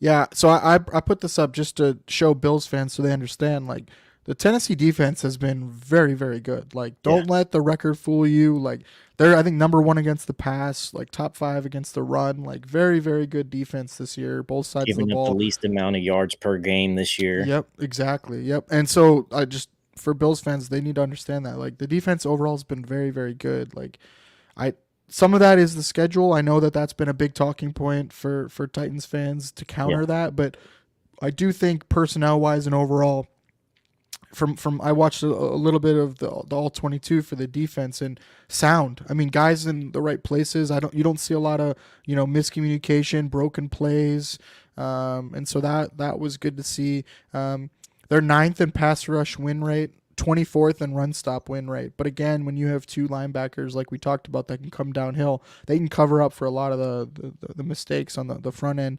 And I do think the way your guys' D-line plays is they are just hold your gap, hold your man, and then let the linebackers come up and clear. They're definitely not trying to penetrate and disrupt. It's more of a let your linebackers clean up style. Is that an accurate description for the most part? Yeah. Oh, yes. I mean, Denard Wilson is big on Jeffrey Simmons and T. Sweat doing dirty work. Now, if you talk to some of our fellow fans, I mean, they want to see Jeffrey Simmons out there busting up the offensive line like what's his name? Oh God, Aaron Chris Donald Jones, style, and Aaron Donald, Chris Jones. I mean, he's that caliber. I don't know about like right at that caliber, but he's right there, man. He is a game wrecker for sure. When you let him, they want to see him doing all of that, and they want to see him with a bunch of sacks, in which we try to explain to him like they're not asked to go out there and take on that type of responsibility. Yeah, and Denard too. Like he's a really good defensive coordinator, and he's going to be a head coach at some point. If it's not next year, the year after that, because he is a good coach. And when you listen to him talk football, I could sit there and just listen to him talk football for hours and not say a word to him. It's so fun to listen to him talk. And he has a few sayings that he likes this defense to be. And he's like, the players he likes dogs, which he says is disciplined assholes with grit. And he wants players that plays with a controlled aggression. And that's exactly what you see this defense does. It's an aggression, but it's not a sloppy aggression that you let too many things come out here. You're still technically sound in what you're supposed to do, but you're still being aggressive, attacking players, attacking the ball, and making it hard for opposing offenses. Yeah, I think this is going to be a great matchup because this is the style of defense that Josh traditionally has played well against. The ones that on tape make you play disciplined, right? Like you see it, like they don't allow a lot of stuff. You got to play patient and controlled, and I think he does well against that. It's the defenses where he thinks he can do a lot and really go down the field and exploit weaknesses, and I think that's where he gets in more trouble. So I'm interested to see the game plan for the Bills because I think it could be a good matchup, but that's not taking away anything from what the Titans can do. I don't know how well the Bills are going to be able to run the ball on this team. Like that's been something big for them as they've been able to rely on the run. Cook being banged up, Ray Davis maybe not playing. I think those could be big storylines, and you might have to rely on Josh throwing the ball, and then you got Snead possibly not going, or if he does go, is he 100%? Like we'll see. I mean, I think this is going to be a good test for both sides as far as strength against strength. And I'll say this too: y'all struggled against the Ravens defense. For when sure. Y'all played them. And Denard, that's exactly where Denard comes from. Yep. So it's the third defense we've played from that same tree. So it's a good point. I think the big thing that got us in that game was they were overload, like simulating pressures on the right side for us, and they were getting free rushers in. And then Josh didn't have anywhere to go with the ball. So I'm interested, man. I think it's a really good matchup. I don't think the Bills are just going to walk up and down the field. I think that's where the Will Levis thing was.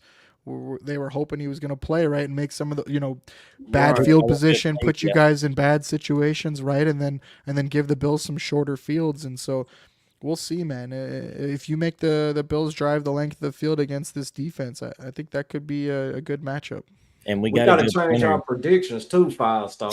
yeah. You got time. You got a little time. I had to change mine too. I I definitely changed mine. All right, so for the Bills, the offensive line, it's been pretty good this year. They're fifth in pass block win rate. Part of that though is again like one on one, they're very very good. Their tackles are extremely good. They're both top 20 in pass blocking Yeah, on and the edges. I love Dawkins too. Yeah, Dawkins is a beast, man. He is really good. Spencer Brown is a freak, big guy, real athletic. They've both been fantastic. I think where they get in trouble is on the interior with next to Brown. You got Torrance, and for him, it's the stunts, it's the games. One on one, he's fine. It's when there's some miscommunication between him and McGovern, and they can be had. Also, Spencer Brown on that right side as well. That simulated pressure where you're bringing a corner or you're bringing a linebacker or somebody and you're dropping the DN that he thinks he's supposed to get has gotten him. And so you'll see him look inside and there's a free rusher coming off the edge. And so that right side is an area where you can definitely get after it. Now, Josh covers up a lot. They a lot of times just run 5-man protections and they'll leave a guy coming free on Josh, and they trust Josh to win that one-on-one, which is kind of crazy, but they do that a lot. That is the style of Joe Brady. He does not like to bring in a tight end or a running back to block unless he really has to. So they'll even run like 12 personnel or bunch formations, and you think that they're going to chip and stuff. They don't. It's just for mesh. So something to watch with that right side, like you said, with Simmons and Landry. Like I think that is going to be a big matchup for that right side, especially if they're worried about Simmons and Landry, and then they're bringing some kind of simulated pressure on that side. I think that's an area of concern for the Bills. Run blocking's been very good. They do something that a lot of teams don't. They pull their tackles. So instead of pulling their guards or their center, they'll actually pull their tackles to either side, and they like their interior to set the depth to get push. Torrance is a beast. I'm really excited to see him against Joseph Day and Simmons. I think Torrance is a big, strong, powerful guy, and so they like those guys to kind of hold the line even against Sweat. They'll hold the line and then they'll pull a tackle to help create a crease. They run 6 linemen a lot. They'll bring in Alec Anderson, number 70. And he gets a lot of snaps, and so they'll run out of that a lot and play action off of it. So that's something I think it's really strength against strength with these lines. So I'm pretty excited to see how that matches up. Yeah, I agree. It's definitely going to be a test for our defensive line. Probably one of the first ones of the year for them. Yeah, I think it's really good for both sides. I want to see if we can run the ball against you guys. It'll be a good matchup. So, all right, we'll move to the next piece, the mismatch meter. Is there someone that you guys like on the offense that you guys are looking forward to have a big game now that you have someone who can actually throw the ball down the field and complete some passes? Yeah, I would look at NWI. Would probably come out here, do a little bit better, and then in the situations that since Mason is playing, expect more balls to go to the tight ends than you've seen this year. He definitely will make his reads, see the safeties, and then if it's not there, he's not going to force. He's not going to wait forever. If the check down's there and the developing route's not there, he's going to get the ball there. So you can see Chiga Kwanko, Josh Wiley getting step up, and then I know his name's not on here, but NWI, Nick Westbrook-Akina, he's kind of our fourth guy. And is he more vertical guy or speed guy or what?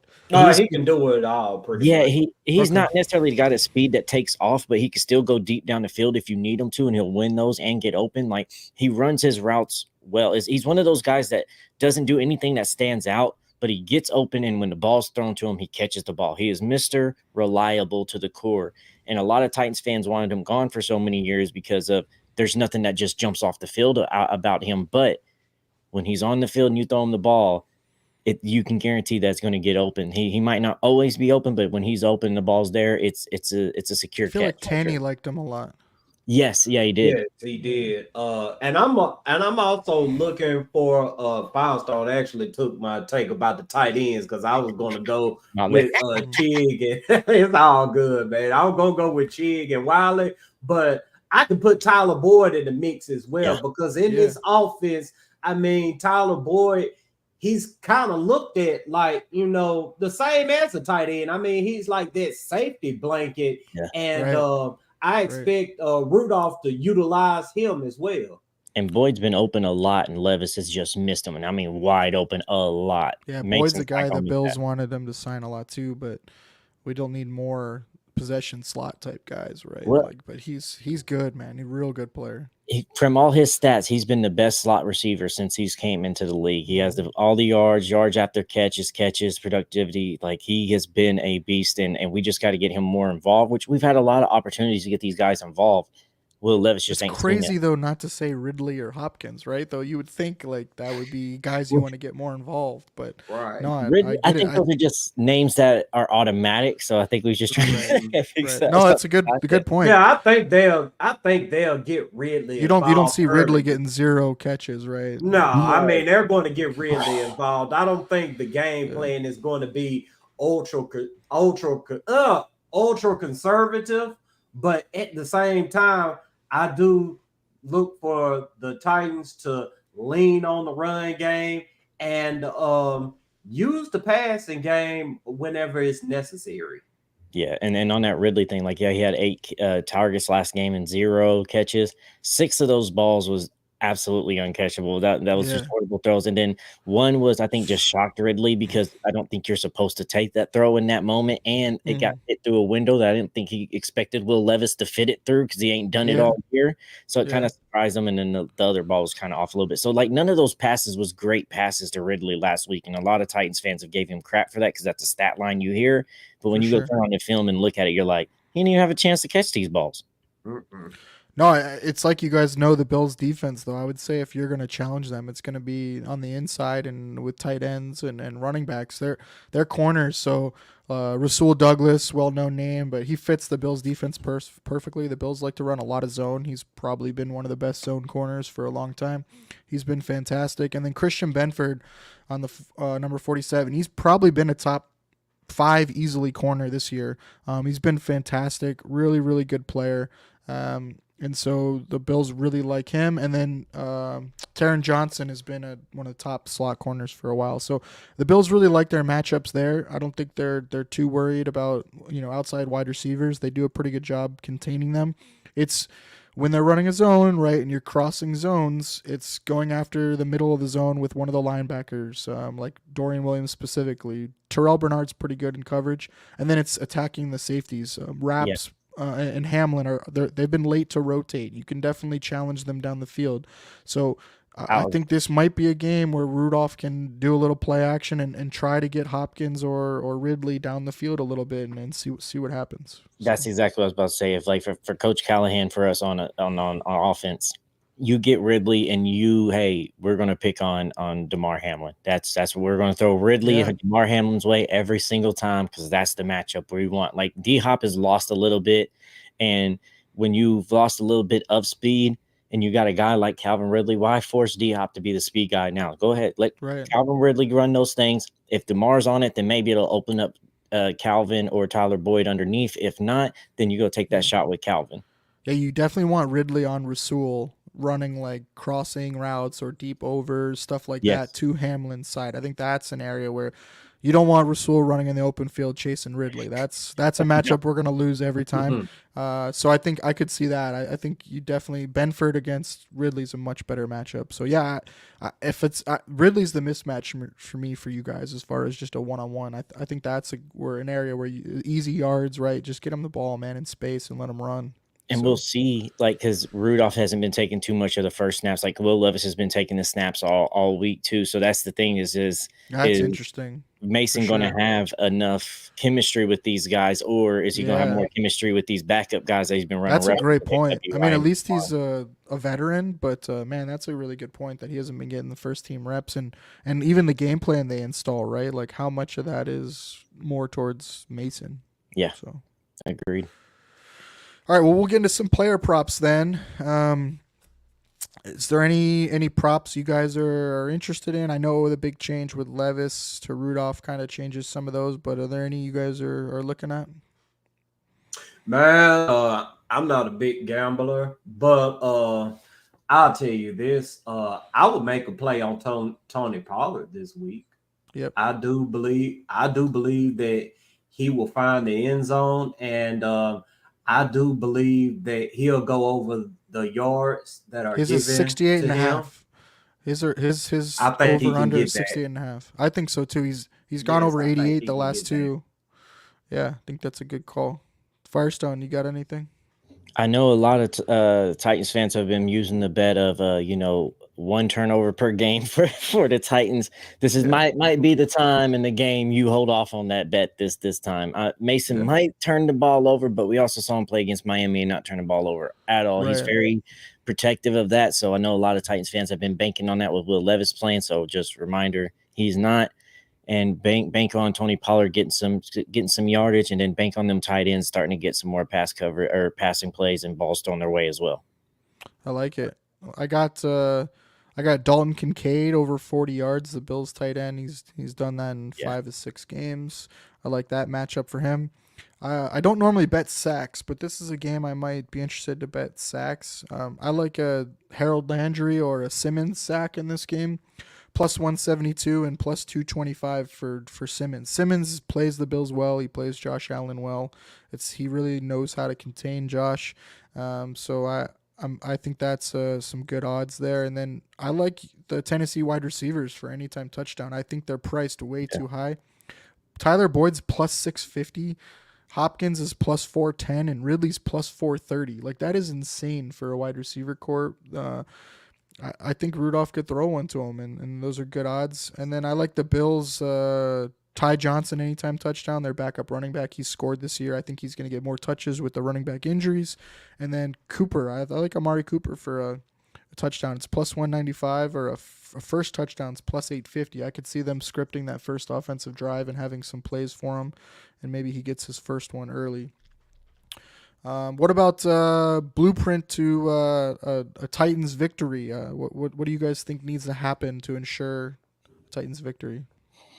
No You turnovers. can break it up, maybe offense for one of you guys and defense for the other one. Yeah, so I'll go defensively. Okay. I'll let Firestone tackle the offense, but defensively, you've got to keep everything in front of you when it comes to dealing with Josh Allen, because if you allow Josh Allen to run around and do whatever he wants to, he's going to make plays. So as long as the Titans play a disciplined game, keep the penalties at a minimum, because they have been getting some penalties the last couple of games in which they're penalized on third down. I mean, those are, the killers. They would make a great play to get off the field, but then here comes the yellow flag. So they have to keep everything in front of them, keep the penalties at a minimum, not none at all. Yeah, for me on offense, and we kind of touched about it already, it's attack the linebackers and then attack DeMar. So in that situation for me, is run the ball. So you're going to attack these linebackers. So they got to make a decision. Am I cheating up, or am I dropping back in coverage? Make them have to make the decisions, make the game fall in their hands. Then utilize the play action in those situations too. And when we do that, we run in, we're making those linebackers, have to second guess and make and not just react. They have to start thinking. So they're a step slow. Then you get that play action on there. You can open up Ridley and let Ridley go attack DeMar Hamlin. If we can do that and effectively execute that with Mason Rudolph, I think that's our best chances on offense to win this game and take time off the clock. Limit Josh Allen on the field as much as possible. Even though the defense is good, you don't want Josh Allen coming out here doing Josh Allen things. That's a good point. The Bills' offense has run the least amount of snaps so far this year. They've been grinding out drives. They convert a lot of first downs.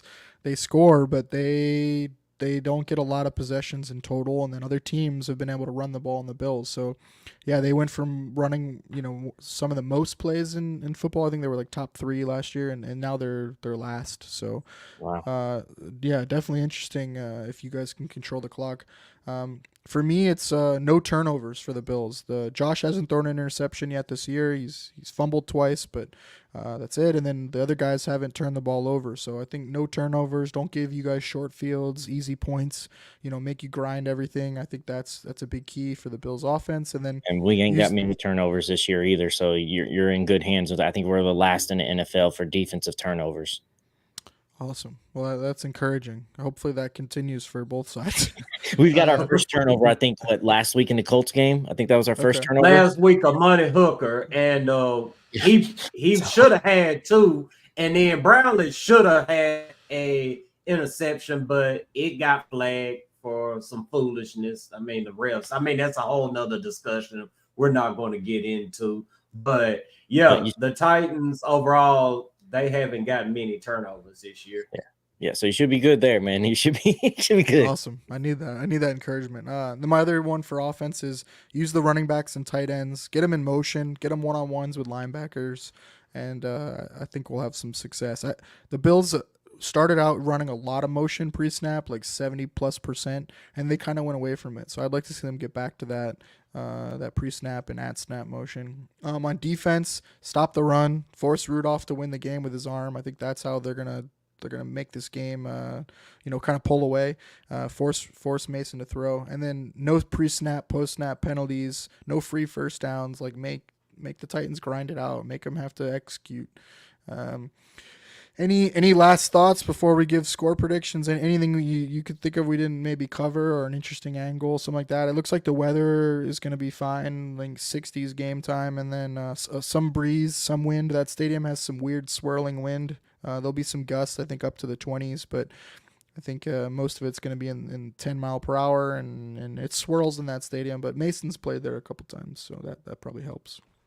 Yeah, that's I didn't know that. I didn't think about to even research that. So yeah, he'll know that stadium a little bit. So that'll help with, because like you said, that some of these stadiums, especially when y'all get up there the north, like yours and Cleveland and Pittsburgh's and Cincinnati, y'all got wind 20, 30, 40 mile per hour wind. Crazy. They actually, like the way they built that stadium too, it like funnels the wind in, and then it like swirls around the stadium, and it does some crazy things, man. Like and with Mason's like lack of arm, he's not known for his arm talent. Like that can be a challenge, man. You'll see like teams just cannot throw the ball like into the direction of the wind in that stadium, because it just makes the ball do crazy stuff. Like it'll move it sideways.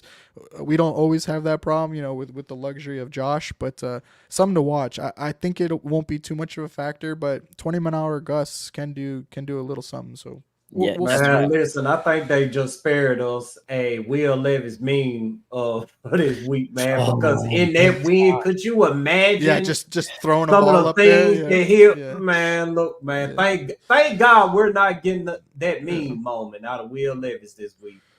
Thank God. Yeah, I didn't even think about that. We're going to have 2 weeks of Will Levis free memes. One was the body, but hey, thank you. Oh my, it's been hard trying to defend that stuff and turn on social media and see that week in and week out. It's been rough.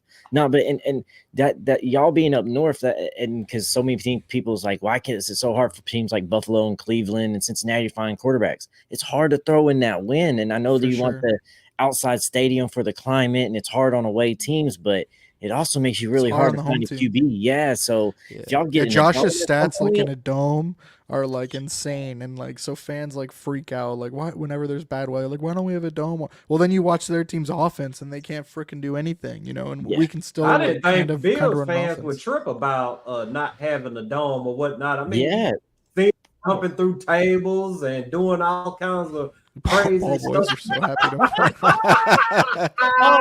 I did. So he's a Titan fan. That's my good buddy. Okay. Big Titans fan. Grew up in Nashville. Man. So he's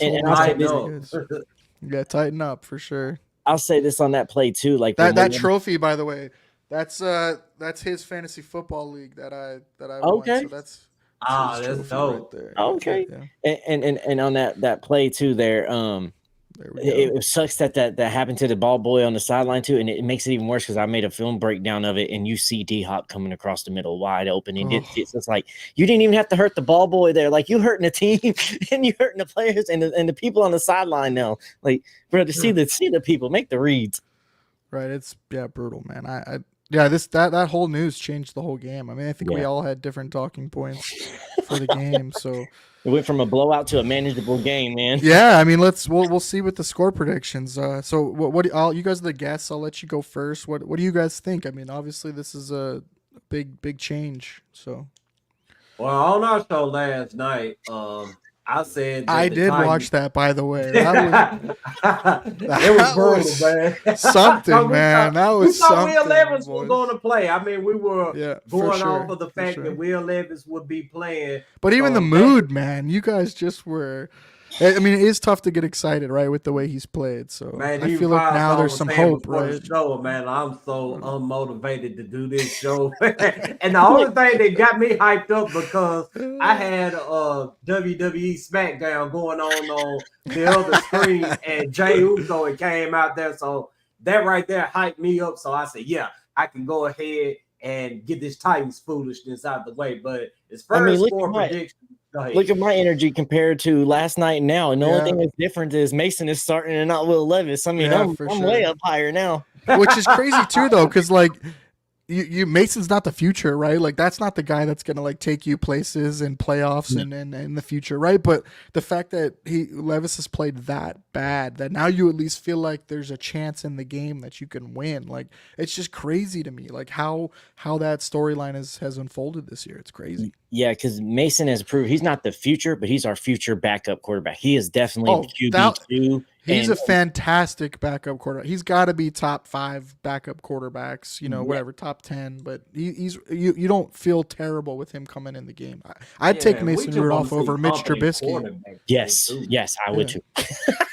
I don't have any faith in Trubisky coming in and doing anything positive. I would much rather have Mason Rudolph. So yeah. All right. So what was that, Marco? All right, score predictions. Yeah. You guys predictions. It changed last night on the show. I said that the Titans were going to lose 28-7. I think Firestone. Yeah. I said that because I thought Will Levis was going to come out there and gift the Buffalo Bills about 14 points. I do believe that the Titans defense will keep Buffalo's offense contained, in which my final score for tomorrow, I'm still picking the Bills to win, but I say that the Bills are going to win. I'll give them 24-13. Okay. Yeah, I still have the Bills. Cover. Yeah, I still have the Bills winning this one for me as well. And I said on the podcast, I think it was 31-10 last night. I think that's what my score was, or 31-14. Did way closer now for me with Mason playing and not Will Levis out there with the dumb mistakes, because now you're forcing Bills and Josh Allen to come out here and earn it rather than just giving it to them. But I still see Bills winning this, so it's 28-24 to me, Buffalo Bills. Okay. Yeah, I it swung a touchdown for me with Rudolph coming in. So I had it 31-17 Buffalo, but now I have it 27-20, and that's only one possession, right? I mean, that can flip quick. So yeah, I think it's going to be a much more interesting game. I think it's how the teams start. I think is going to be big. I think if Tennessee can start out, they script a good drive. The Bills are not good on the first drive. We didn't touch that, but the way they run their defense is very vanilla the first drive, and they're just feeling out the offense, seeing what the offense is doing. They don't want to give too much away. So the first drive, the Bills are very susceptible. They give up a lot of points on the first drive. After that, they make adjustments quick and they start getting aggressive. But that is big. If the Titans can get out and score the first possession, I think that really helps. And then not letting the Bills score the first possession, right? So kind of flip the script and steal a possession early is how some teams have kind of pulled away a little bit. That's what the Ravens did. That's what the Texans did. So they both scored first possession and they didn't let the Bills score. So I think that's big. But yeah, it's gonna be tough, right? I mean, I think we all can agree it's gonna be a tough game for the Titans. But and I think you're gonna and I think you're gonna see different Titans players this week too, because like you could kind of see them when especially offense, right? You got to think the receivers and they all got to feel like there's a chance now. Even maybe pass blockers too, right? Like the O-line. You saw that in the Miami game. Like there was a shift. You saw some players like once Will Levis do that pick, everything kind of like deflated, and then Mason came off and everybody kind of picked back up again. And you saw that in the locker room, so it's kind of been going on. You can see it in some of these players. You see more business decisions being made on the football field with Levis out there. Yeah. So I think when you see Mason come off, you at least know that if I go out here and I put out my hardest and all, this guy at least ain't going to lose us the game, where I was going out here putting out my all, trying my best, and this dude was just handing away wins. Why am I even out here trying? So I expect to see a higher energy in a more grittier Tennessee Titans defense and offense this game with Mason at round 2. You got anything else to close it out there, Morocco? No, let's go ahead and get on up out of here, man. All right. Well, thank you guys so much. Really appreciate you guys hopping on with me. So let's say the Titans Coliseum crew. Their socials are down on the bottom. Really appreciate them coming on. You guys want to let them know what you guys have coming up next? Maybe anything post game and next week. Yeah. Monday will be our next episode. We usually do post videos of our reactions after the games, what we think on YouTube, and post those up. The next podcast episode will be Monday at 7 p.m. Central Time, 8 p.m. Eastern Time. So we'll recap the game there. And then, every Monday and Friday we do that. As Tennessee Titans fans, we got a watch party coming up here in the near future out there in Nashville. So we'll be having that posted to go on, and a bunch of giveaways, prizes, tons of stuff for it. So kind of have like a group therapy session for all the Titans fans with the way the season's been going. And then maybe a bunch. Yeah, that helps, right? The alcohol helps, man. So, but just this is a podcast Monday and Friday, 7 p.m. And just check us on all social medias and anywhere you get your podcast, Titans Coliseum podcast. Hey, at least you live in a good town to drown your sorrows, right? So, I'm in Oklahoma. I've been here since the Oiler days and been a Houston fan with them. But I'm getting my way out there to Nashville for sure. I go out there and visit all the time. Love it. I've spent many a nights with Amped out on the streets of Broadway, way later than we should be out doing things we shouldn't be doing. So climbing them stairs and cutting in that work, ain't you? Yeah, it's tough, man. It's tough. All right, so next up for us, we got the Sunday morning edition of No One to Blame tomorrow at 10 a.m.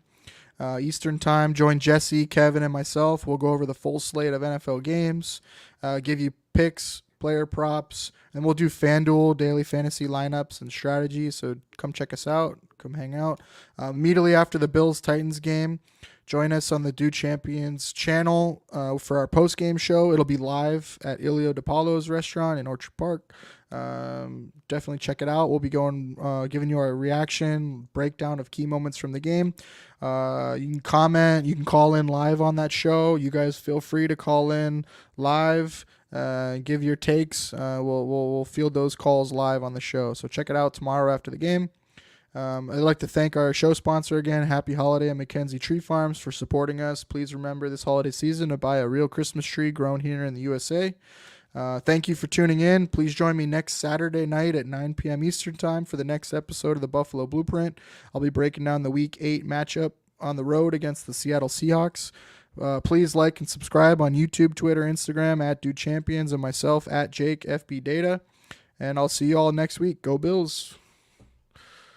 Fellas, good luck. Not too much luck, but good luck. Hopefully no injuries. If nothing else, no injuries, right? If nothing else. Yeah. Right, no injuries. Always rooting for no injuries, man. And want everybody to come into the game healthy. Want everybody to leave the game healthy. Yes, if nothing else, just no injuries. All right, thanks again, fellas. Appreciate it. All right, take care, man.